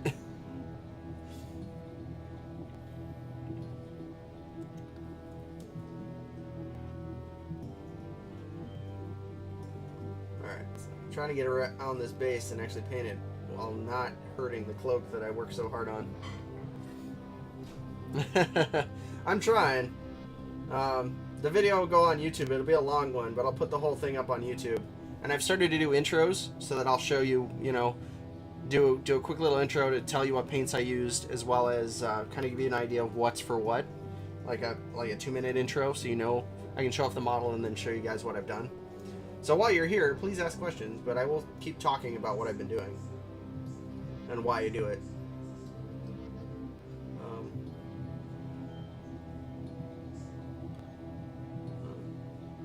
Skin tones are deceptively simple. You just need to be patient. Got your base tone, your base coat, your mid-tone, highlight, shadows. And it just takes patience. You have to know exactly what you want to accomplish. I think I will put a little darker color on here. Actually, you know what? I'll do that when I do the wash on the base. So, plume, that's what I'm going to do. So, if you missed the cloak, this is actually going to be pretty close. I'm going to do a deep red from scale color as the base. Yeah, purple's not a bad idea. Depends on your the wash, really. Just try to blend that purple in with the previous tone so that you get a nice contrast. But yeah, let me see. I will take a look. Oh, yeah, no, that's a great idea on that blue. Yeah. Sorry, I thought you were talking about regular skin tones like what I'm painting. But yeah, on that blue, that would work just fine. I wish I had an orc in front of me. I could show you. Best to start with a dark blue, and then just build up highlights. So I'd start with a... Here, I can kind of show you. So I'd start with a darker blue like this. Still pretty bright, but still dark enough, because these usually dry darker. And then you build it up with like sky blue, and then I'd mix 50-50 sky blue with white, or maybe like 2/3 sky blue and 1/3 white, and just thin it out a lot and do a couple of coats just in the really raised muscles. And then once that's done, you can do your wash like you planned, but make sure it's a thinned out wash. Otherwise, washes can be a good thing or a bad thing. This cloak here, I didn't use a single wash on. This is all layering. And the reason for that is washes tend to tone down everything. It blends, don't get me wrong, it'll blend, but only because it toned it down. So all that color you built out by layering is muted too much. But it, like I said, it depends on the wash.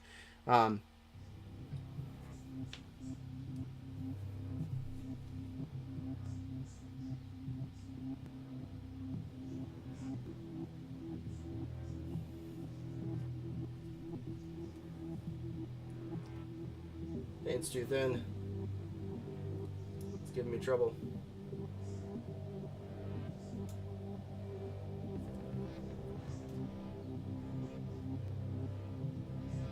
Sorry, let me finish the plume and then I'll look at chat. I need to at least get this base coat done. I see the little things out of the corner of my eye go by and I can't look at them yet. Wanted this plume a little darker. Then, so I actually might have to do a wash, contrary to what I've just told you. Now, I find myself using washes less and less these days. Okay.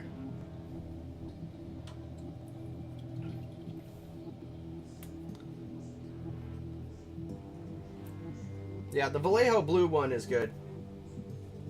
Yeah, you'll just get a feel after a while.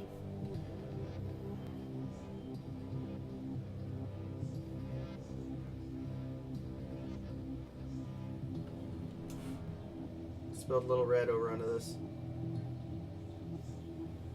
Gotta clean it up.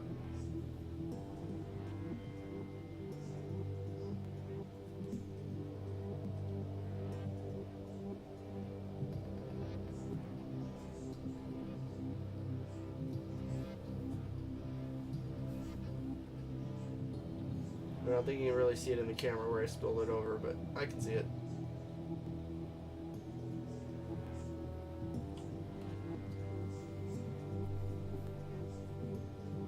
$70-30 for first min totem. Oh, no, that's a good ratio.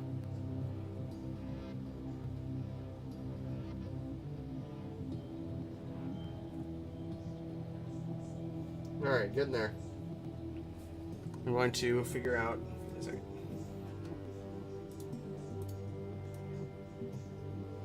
I'm going to zoom in on this photo so I can see what I'm doing. Oh, so it's a lot of dark brown straps. And then, oh, dang it, her bra is the same color as her helm. I didn't even notice. Oh, so I can fix that now.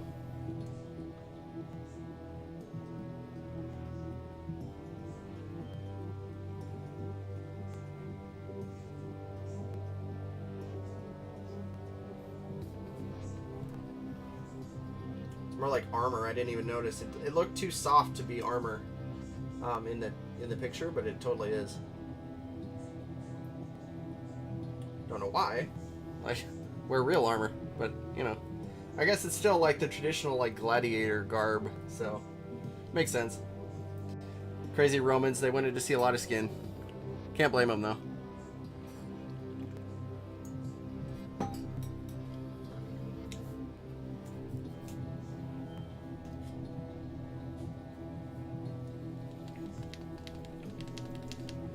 Now, I was going to do a flat black, which is this, flat black, for the rest of her stuff, especially up here.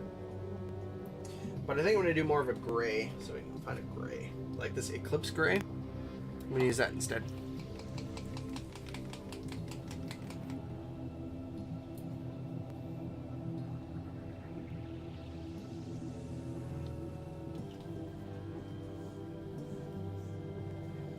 And you can kind of see on my palette, make sure to thin it out. These, especially the scale color paints, can be pretty thick. We have to do.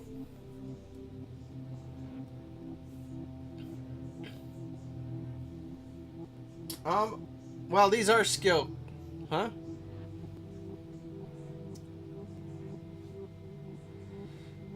Yeah, that's tricky. The black, I'm not a fan of the black metal, actually. It's the way the pigment is in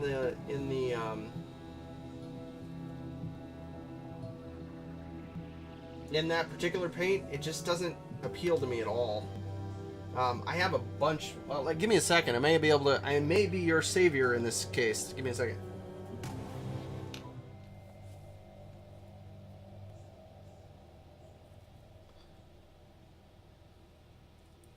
Hi, Mars.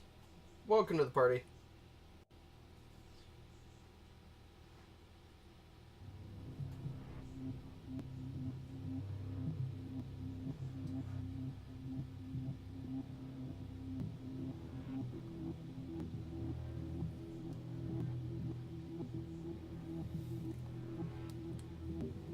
Oh no, I don't have the black metal from Scale 75. Just a ton of it from Vallejo.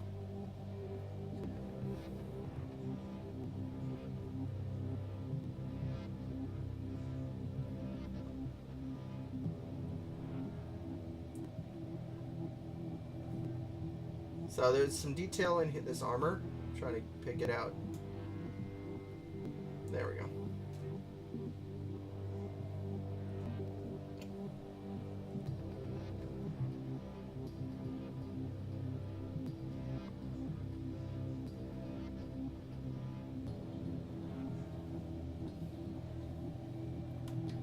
Alright. Time to do like a tan color.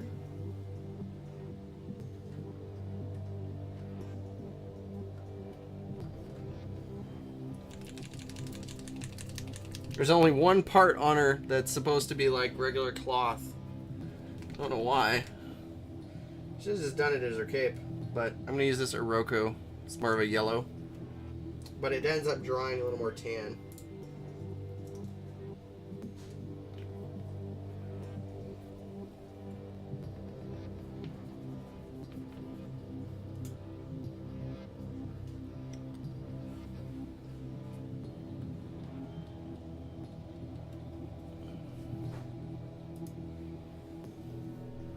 Oh, that's really close. That's really, really close to the, to what I have from Vallejo. Like, crazy close.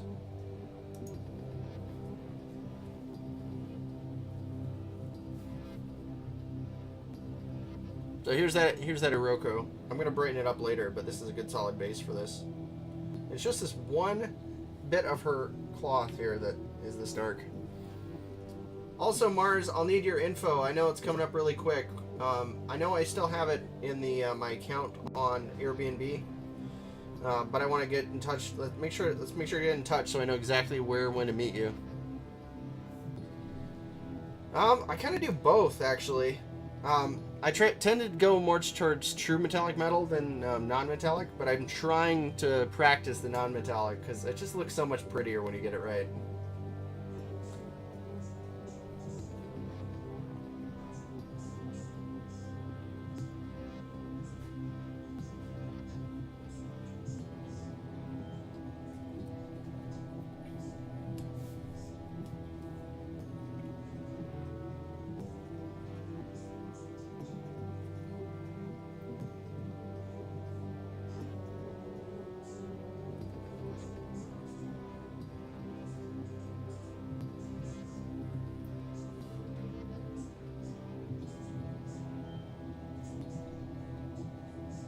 Oh, actually, I realized this is perfect for her hair, too. Yeah. Just a quick message on Facebook. We just need to figure out stuff. Also, message me. I need to know if you want what you want me to do with that samurai. I don't know if you want me to just bring one with me to Gen Con, or if you want me to actually do a shipment for you here. Either way is fine.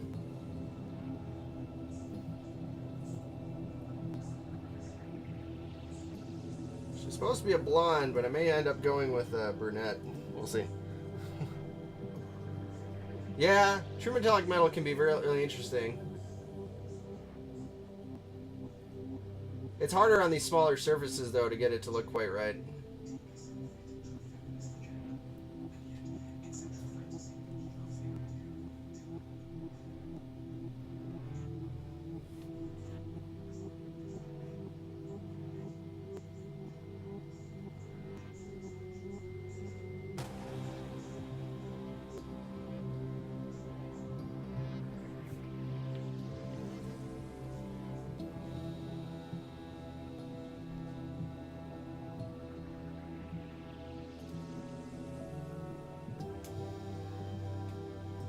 It's funny too, she's got this one hair stuck up in here, and then another one that's right across her eye, and I'm gonna have to get a much smaller brush. I've got my trusty Winsor Newton Series 7. I had a triple, there it is. There's my 000. It's like I grabbed the 0. I need my 000 for this.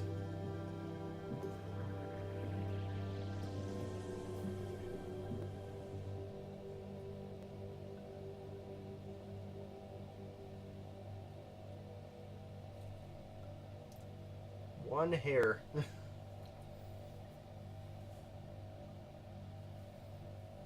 As well as her eyes. Her eyes are going to be crazy too. So I'm going to make sure that's going.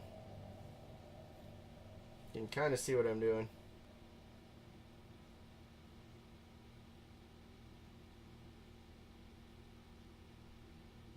Can't really see her eyes because of the way the helm shadows them. You have to turn them to a really stark angle to get there.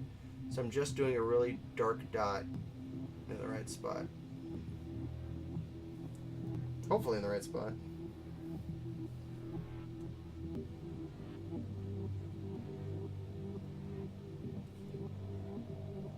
Yeah, there we go. There you go. That's all you need. At least in this one, that's all I need. Okay.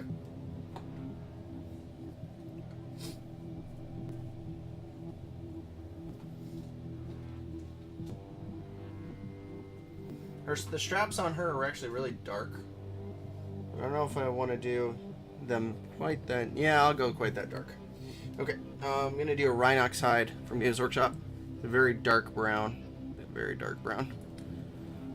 It's one I won't have to do a wash on or anything. I'm just going to do it straight onto the straps. They're so small anyway, you don't really have to. While I think about what I do with her hair, because it is brighter, but I need like a darker tone, so I might do like a black wash in the hair and then a highlight of brighter yellow. Not quite sure yet. Blondes are easy if you make them dirty blondes, but I wanted to make it more of a golden blonde. So it's looking good, it's just not quite there.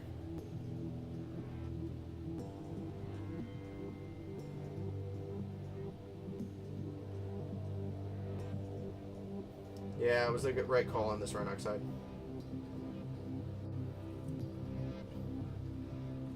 Here's the part where you gotta be careful. I don't use my Winsor Newton 000 too often, but when I do, then I don't have to resort to drinking Dos Equis from the pain of using a bigger brush for small details. You know marketing is good when you say a phrase and immediately what's stuck in your head is their phrase from their commercial. It's like, dang it. I don't think I've ever even had Dos Equis. Like, I'm not I don't really do alcohol, so it's like, it's not my thing.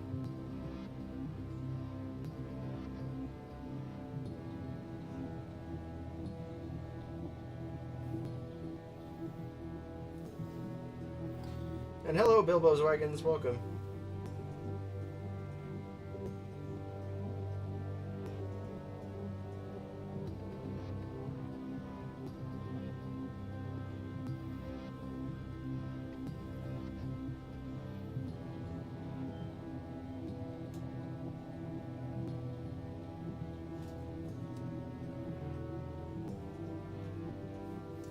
You just wait, though. I'll be weirdly cautious and I'll still mess up. Like, I'm trying my best not to. So if you hear me start a sentence and then I just stop, it's because I'm focusing. So nobody donate or subscribe or follow or any of that. You'll scare me and freak me out and I'll mess it up. You never hear me say, don't subscribe. This time, please don't. Wait until after.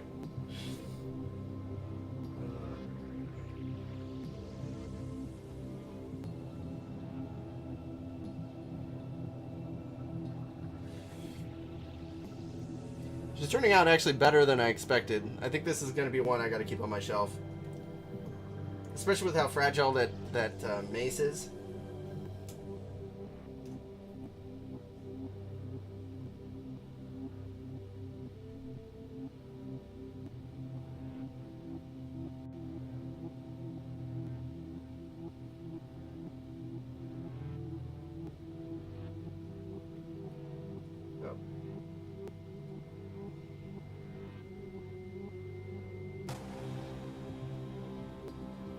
Yep, I knew I would, and I did. I messed up. Very small mistake, but I made one. Damn it. And I didn't correct it soon enough either.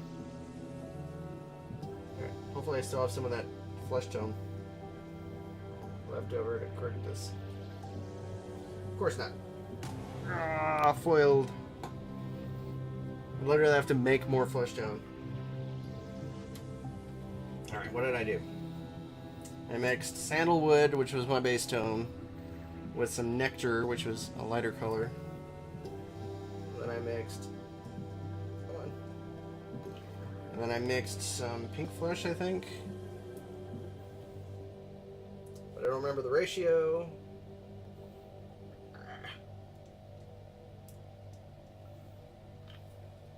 Moral of the story, children, don't mess up your models.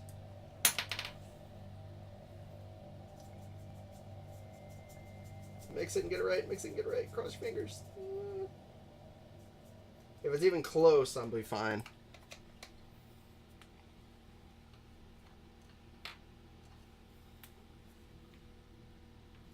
You just gotta cover up that dark spot right there.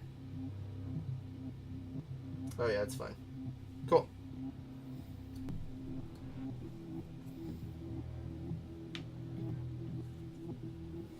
And don't forget, Bilbo's Wagons, I'm giving away the painted fighter for King of Death, the fighter pinup, to the top donator. Currently, Jaden is winning with just a $10 donation, so...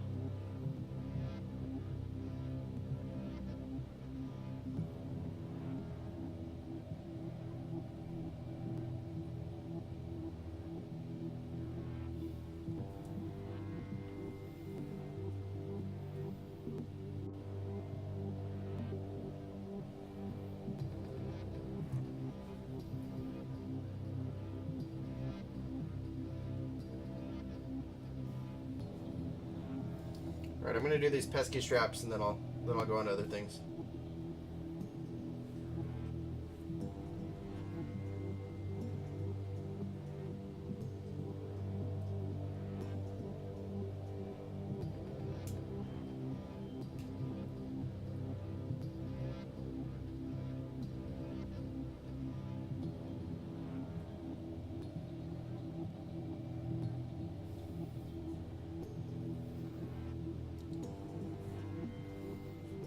Oh, nice, Ugil81. That's good to hear. Yeah, I backed their most recent Kickstarter, but I don't know what to do for rewards yet. Like, I want so much stuff, and I started adding stuff to cart, and it's like 800 euros. And it's like, nope. I'm gonna stop myself there. So I don't even know what to add. Probably just a couple of small figures.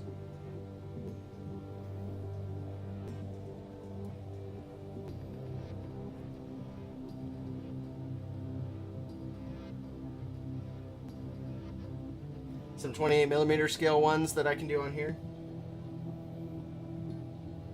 How do you like the paint so far, Usual 81?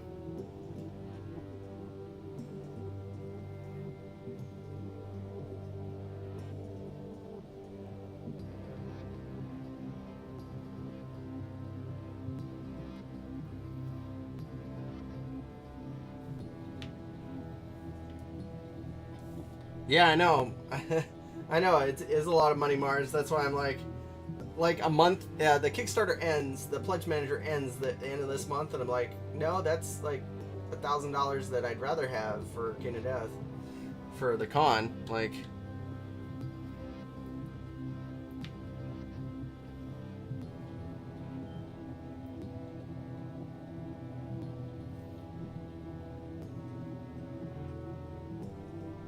dang it.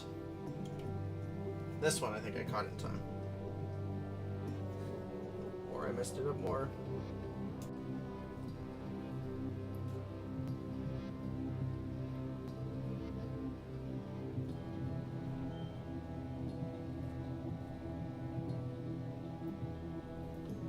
Okay.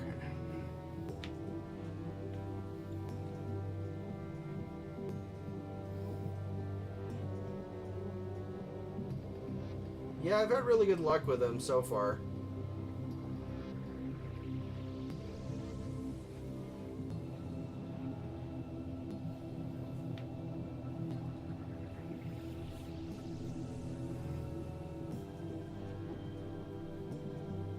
Oh, you're talking about the Vallejo game color. Yeah, they're a little weird. I pretty much just use the model air for most things. The game air I use a lot for different schemes.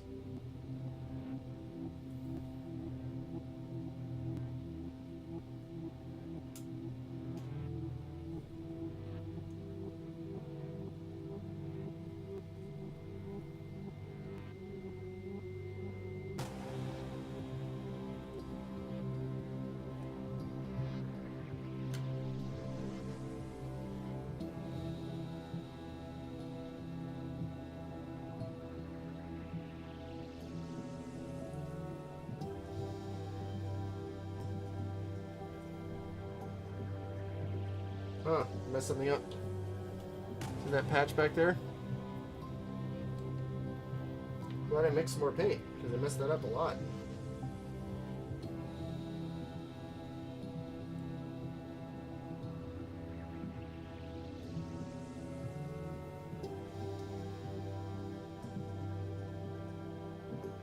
There, let that dry and it should be fine. It's just on the back of her leg, so I'm not worried about it. But at the same time, it's like, hey, I should have noticed that.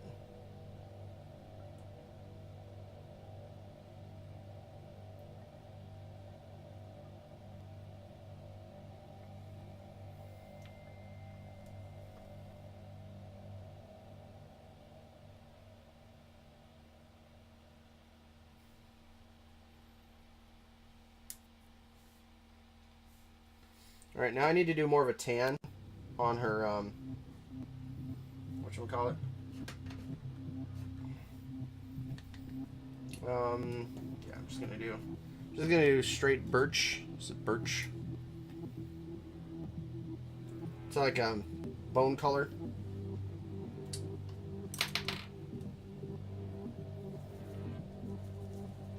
I'm just doing that on her little bit of cloth here. Sure, I don't have too much on my brush. Just kind of getting it off there. Because I want some of the yellow to show through, but not a lot. So it looks like a more natural cloth. Because it wouldn't be like clean cloth, it'd be dirty. There we go. There we go. That's enough of contrast. Cool. Now for her hair, I messed up some things. Like I should have hit a spot that I didn't hit. Like right here. Thought I got it all, but must not have been looking at this angle.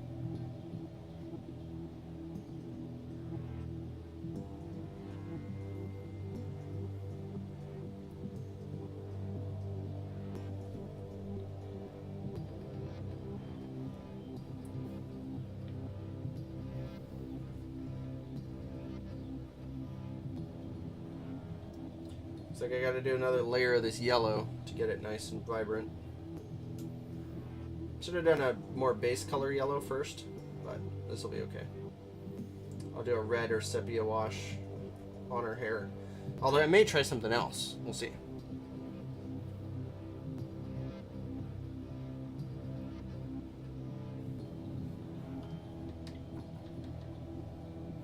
Oops.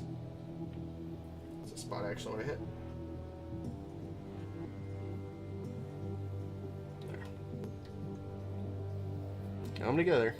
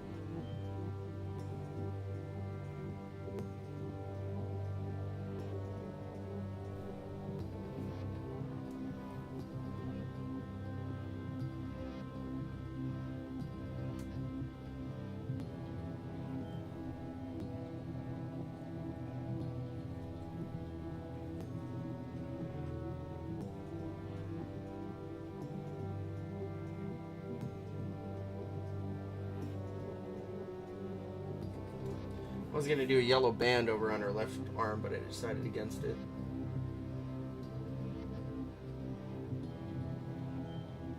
I don't want that yellow color to be too pervasive. I have some down here on her legs, and then I have it in her hair, and those are the only places I want it. Right. Oops. Nope.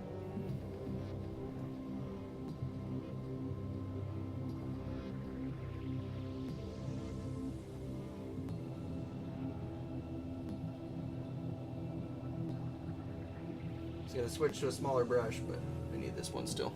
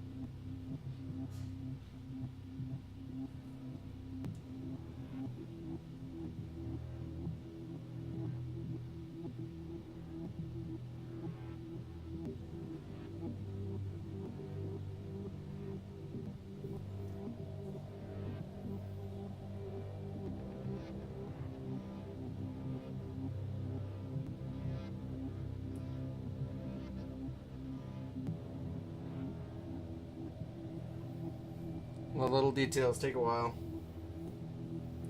It's worth it though.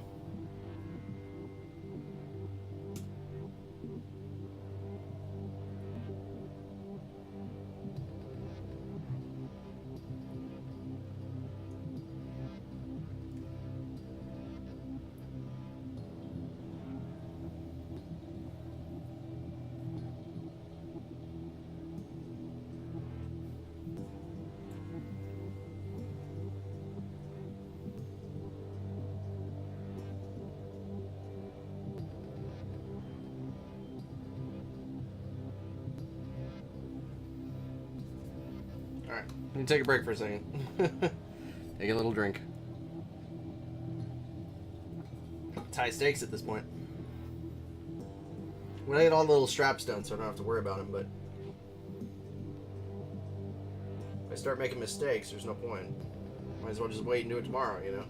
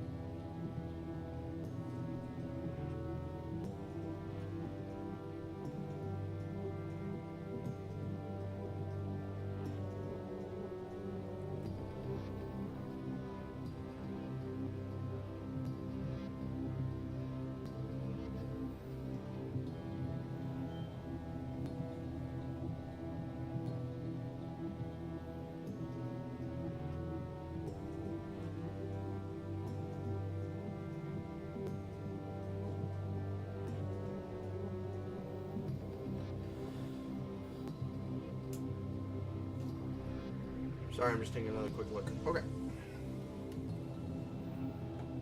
Alright. Some more Mornfang Brown.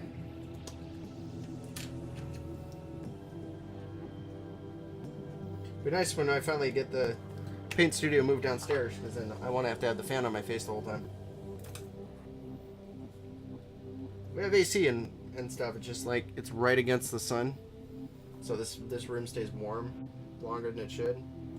And then of course it's small and cramped, so there are computers in it, and that doesn't help the heat level either. Sorry. Hold it higher. Probably had that whole time off camera. Sorry about that.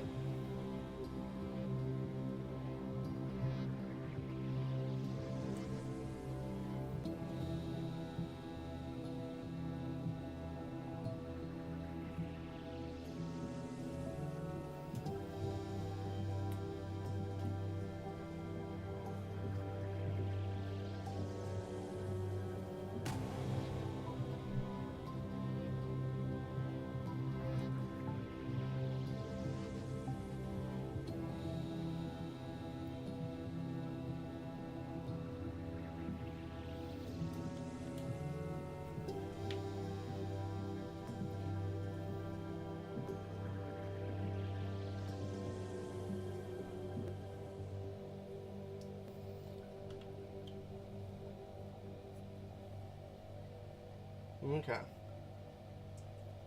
There's a couple small things to do to make her hair a little brighter. Is this Tenere yellow? It's a really bright yellow.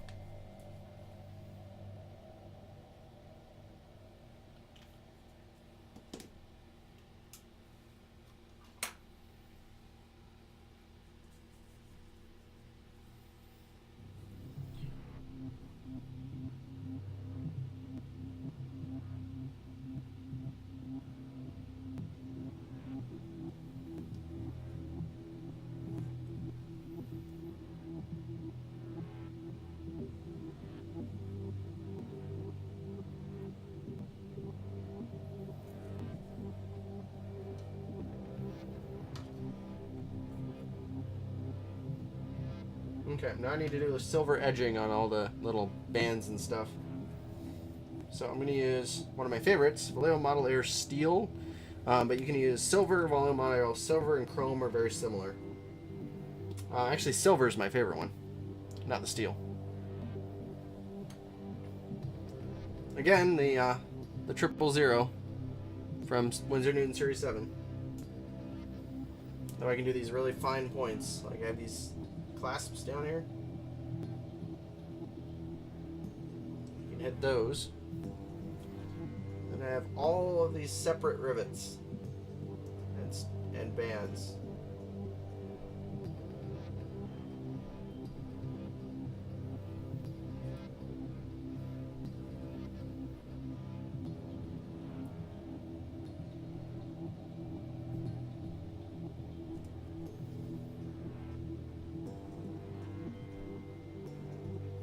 I'm not going to do all of them, just the obvious ones.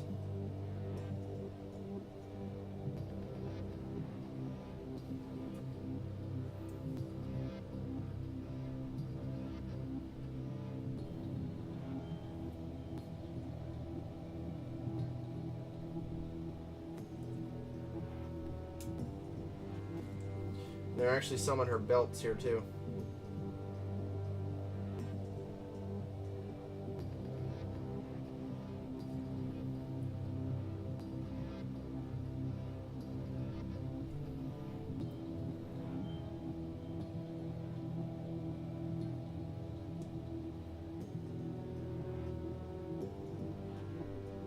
Oh, I missed a spot. Just noticed it. It's right under her, the armor on her breasts.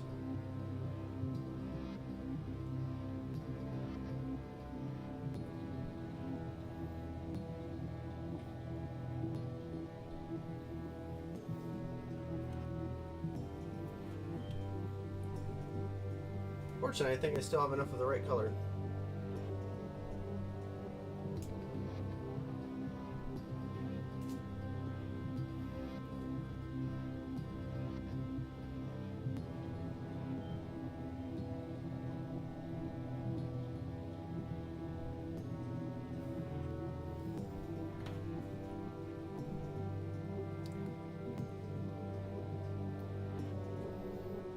I thin it a lot. That's what helps. Yeah, I would do more water. Plus the palette. The palette's the key. But if you notice how often, hey Jason G 888. Thank you very much. It's a good number for corn.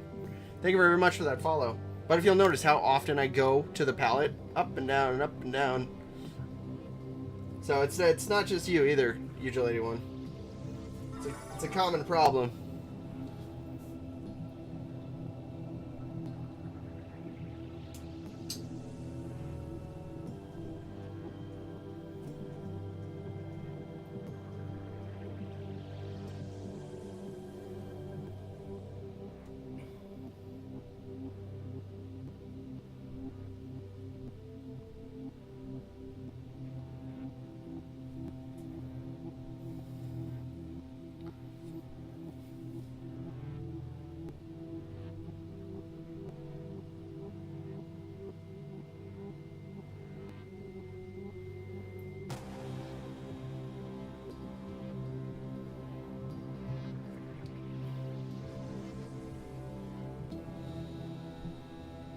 Got a couple of things I need to do. I need to finish the plume, and I have to do the base. Base is going to be easy, so I'm actually going to do that same birch I took out earlier and use that on these, all the fallen ruins and rubble. Because I'm going to do a wash on it, I'm just going to paint those up really quick. And the rocks need to be, no, I'm going to treat them as masonry, so they're going to have that same bright color as well.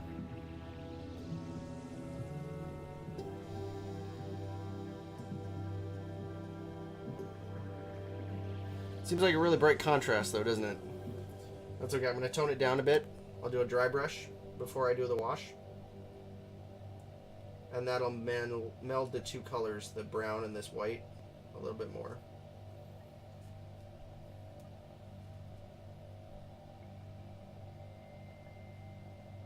It's mostly this column here that I really wanted to get it on. And then, of course, the green on the plants I'll have to paint separate.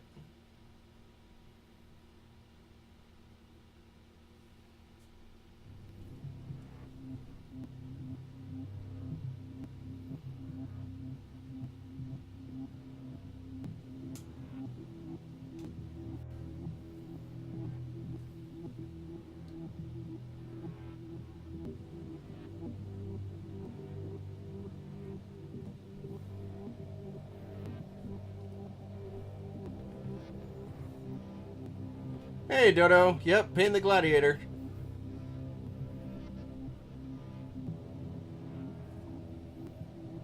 I'm gonna get her done tonight. And then I think I actually kind of decided in my brain during the stream to do the Black Knight tomorrow. I think I'm gonna start on him tomorrow.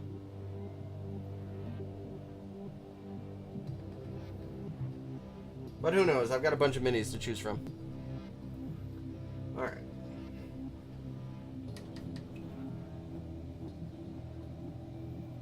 Ah, that's okay. You'll get there, Dodo. I know you're busy trying to get this Tau done.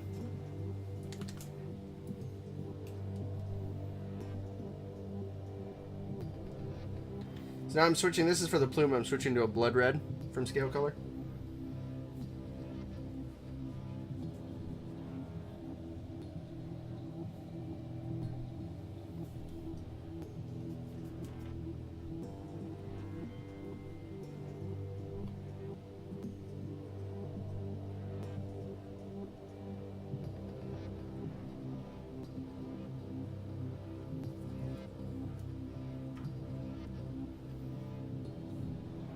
Yeah, like I said, that's okay, Dodo. I totally get it.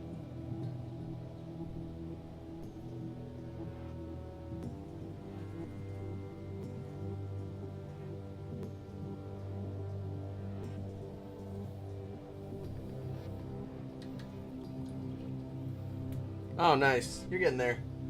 Not much longer. Okay, so I just need to do... I'm going to do another wash. I'm going to try an Athonian camo shade on the shield. Like a dark green.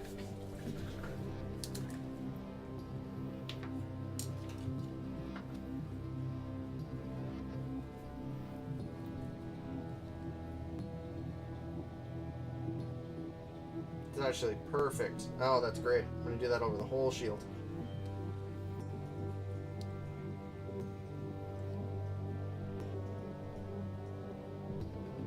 Yeah, that's perfect. Nice old color. It's great. Perfect. It's much better.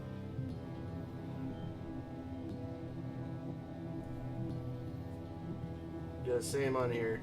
Oh yeah, that's much better. Now it looks like proper brass instead. Awesome. I'm actually gonna do a little bit on here too. There we go.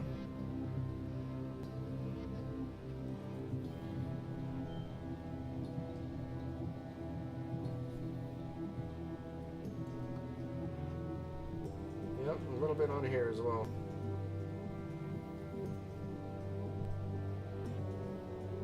Sorry if I'm not in frame. There we go.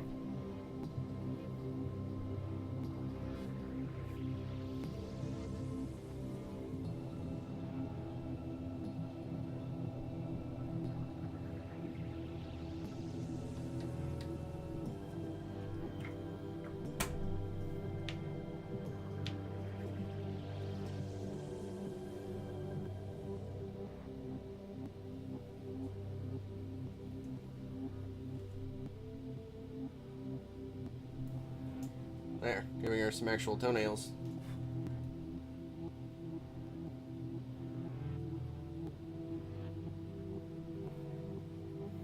It's one thing I would have forgotten otherwise. Okay, so now I need to do a dry brush, probably of Doombull Brown. Oh, this will work. This is close orange leather.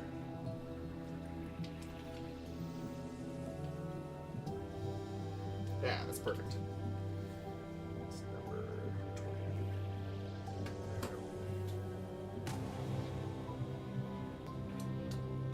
to find the right dry brush. Let's go grab one. Hopefully I have one in here. Yep. Large dry brush, or medium. Large for King of Death figures, medium for normal. It's just a regular Games Workshop one. And my handy dandy dry brush palette. It's horrible looking, but it's all I use it for is dry brushing. So then I can go right on the palette. Make sure I get enough in the bristles. There we go.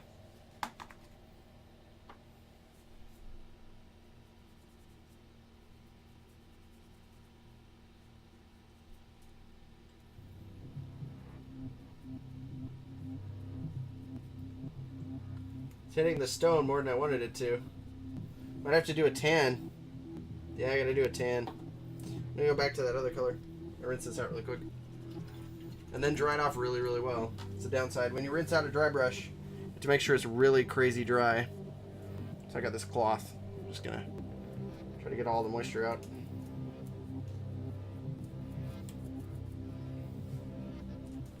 So I'm taking that same color I used on the masonry. I'm gonna apply it to the whole base. I should clean that up a bit too. Yeah, much better. There we go. See that?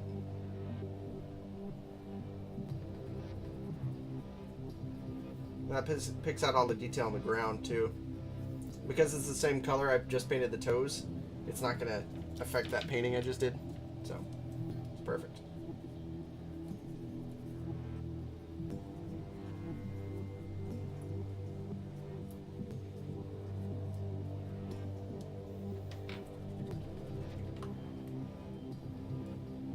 Alright. That's done. Now I gotta pick out the greens.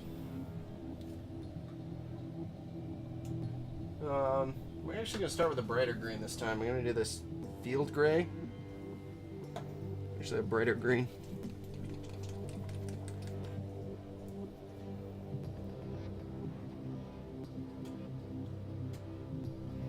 Actually, it's kind of a pale green, actually. That's what I wanted to do. Actually, this might be a better highlight. Give me a second.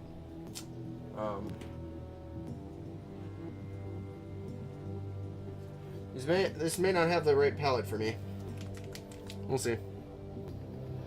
No, it's not the right palette. Give me a second. I'm going to choose other colors. I like that green, but it's not quite what I need.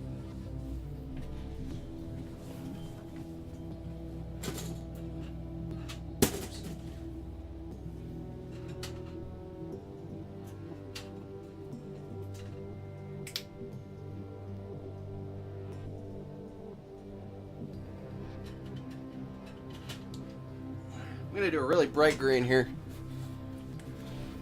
This is Warpstone Glow. It's a bright green. We got bright green.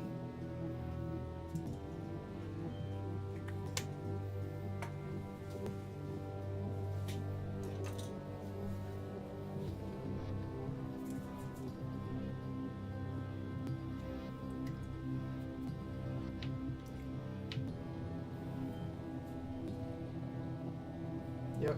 Need more paint though. Thinned it out a little too much.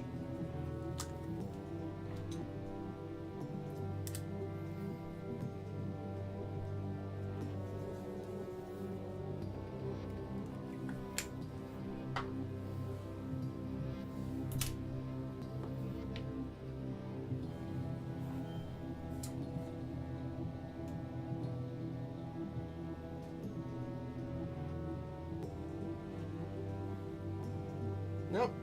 Seems a little bright, but I think it'll be okay.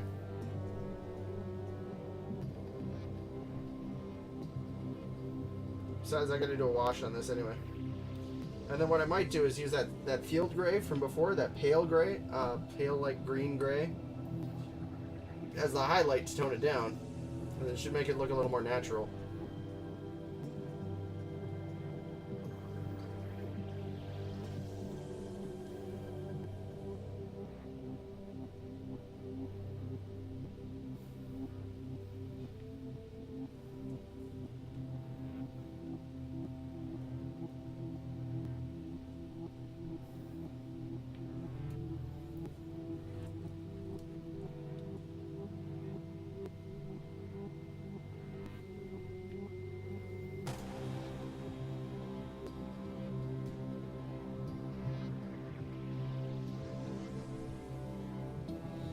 Sorry, I'm off camera again, aren't I? I'm doing more here now, so I'm going to just pull it down.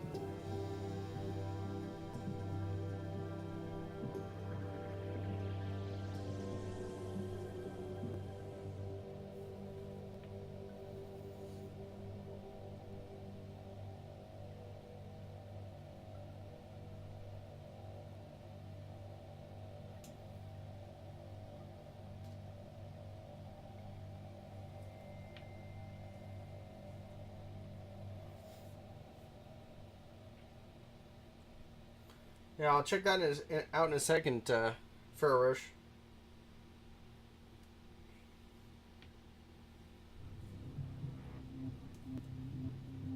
Let me finish this green here really quick.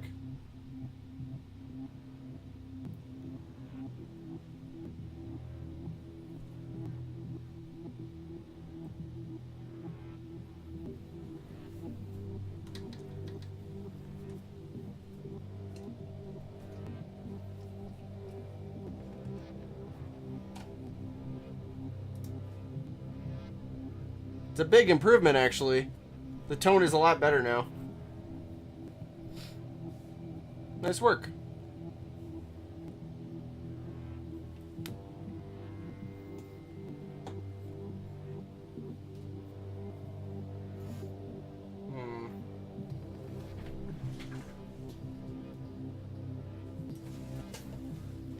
Thinking what to do for the flowers.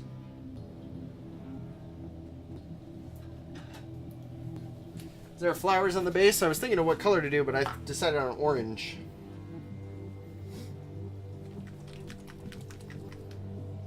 I'm going to do Mars orange for them. Should dry pretty pale.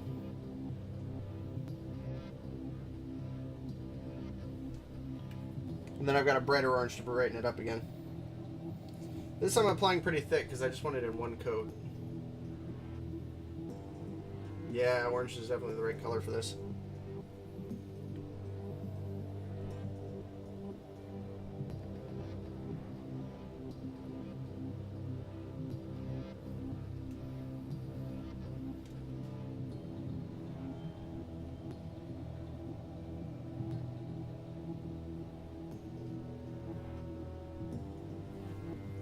It looks pretty bright. It won't dry that bright.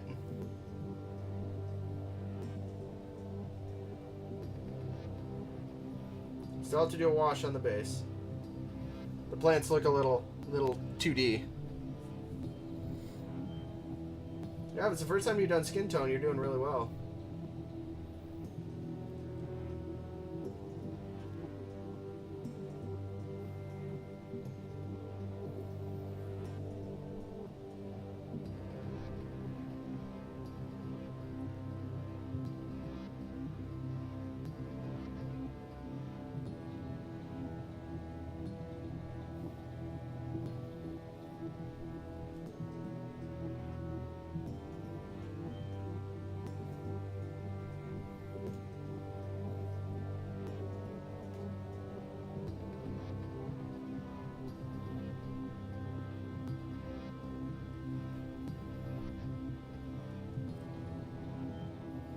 White flowers would have looked really good too. I kind of like the orange actually.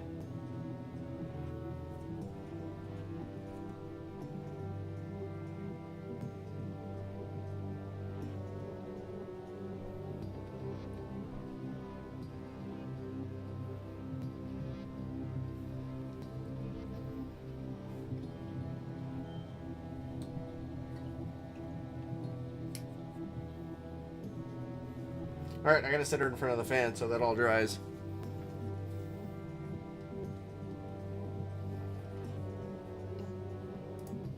I'm just doing that Athonian camo shade wash on the base. Because it's a very pale green, pale dark green. It'll mesh really well and either look like part of the flowers flowers actually have green. Or it'll mesh with the ground nicely without covering it up, or it'll look like moss, or, you know, it's not going to be, the ground isn't going to be rubble, really. It's going to be ruins. Ruins have things growing in them.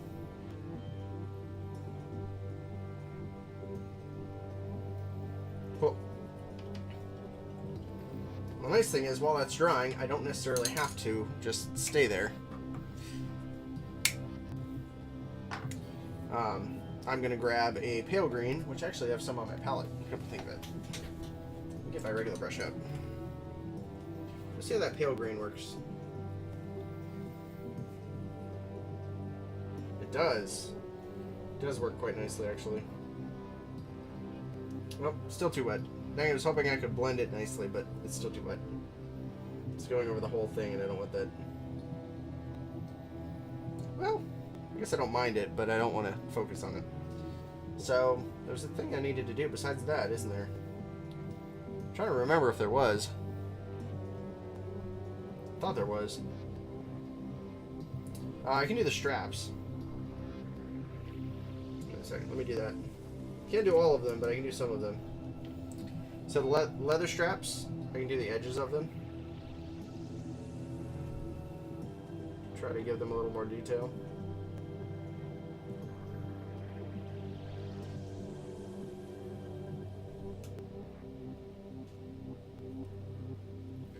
Just a little bit. And then the same here. Just a little. And the same back here. Oh, that's what I missed. Yep. There's straps back where she's holding her shield.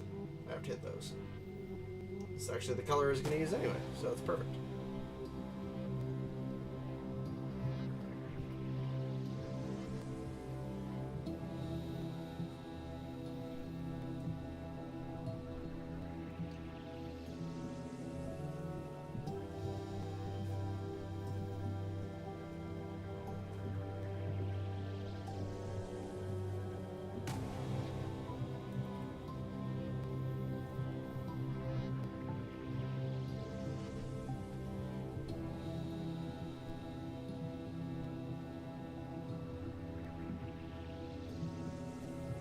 It's a subtle touch, but it helps.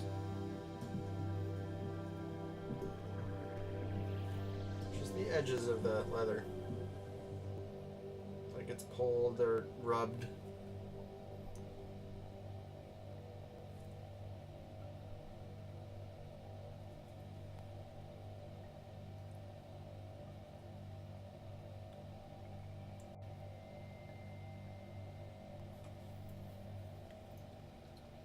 Actually messed up just a little bit.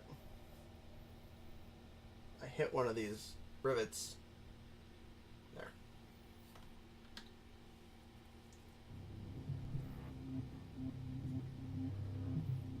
Might be dry enough for me to do that highlight.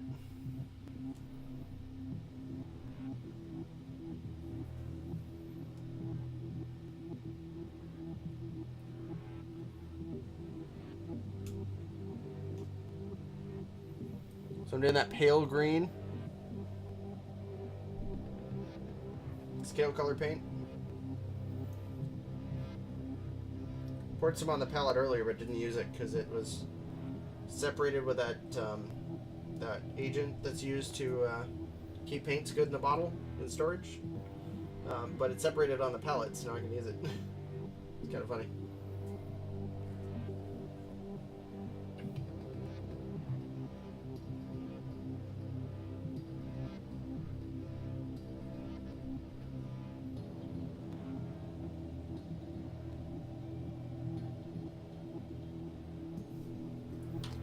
There.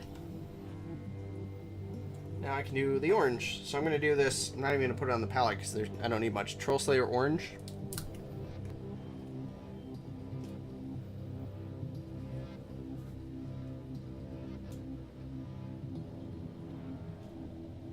Nah, I need more than I thought I did. It's okay. Just means I need to put it on the palette.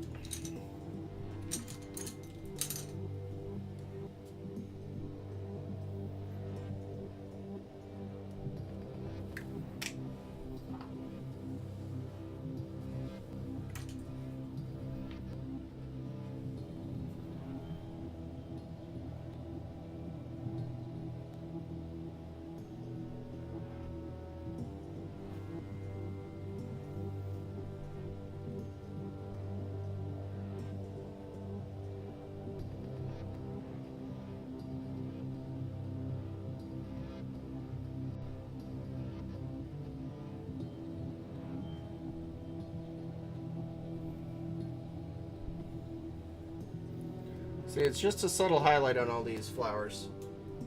Just on the edges of the petals and...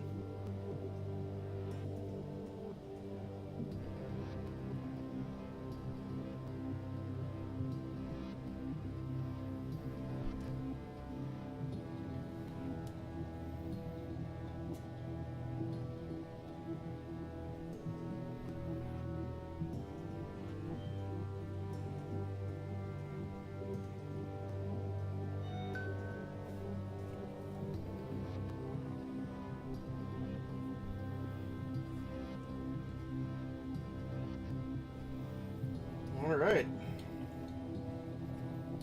That is one Gladiator finished.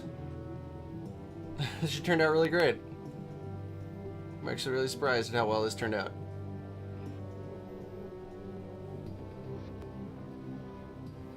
That's awesome. Thank you guys for hanging out with me and actually getting me through this. I finished half of it yesterday and the rest today. It's awesome.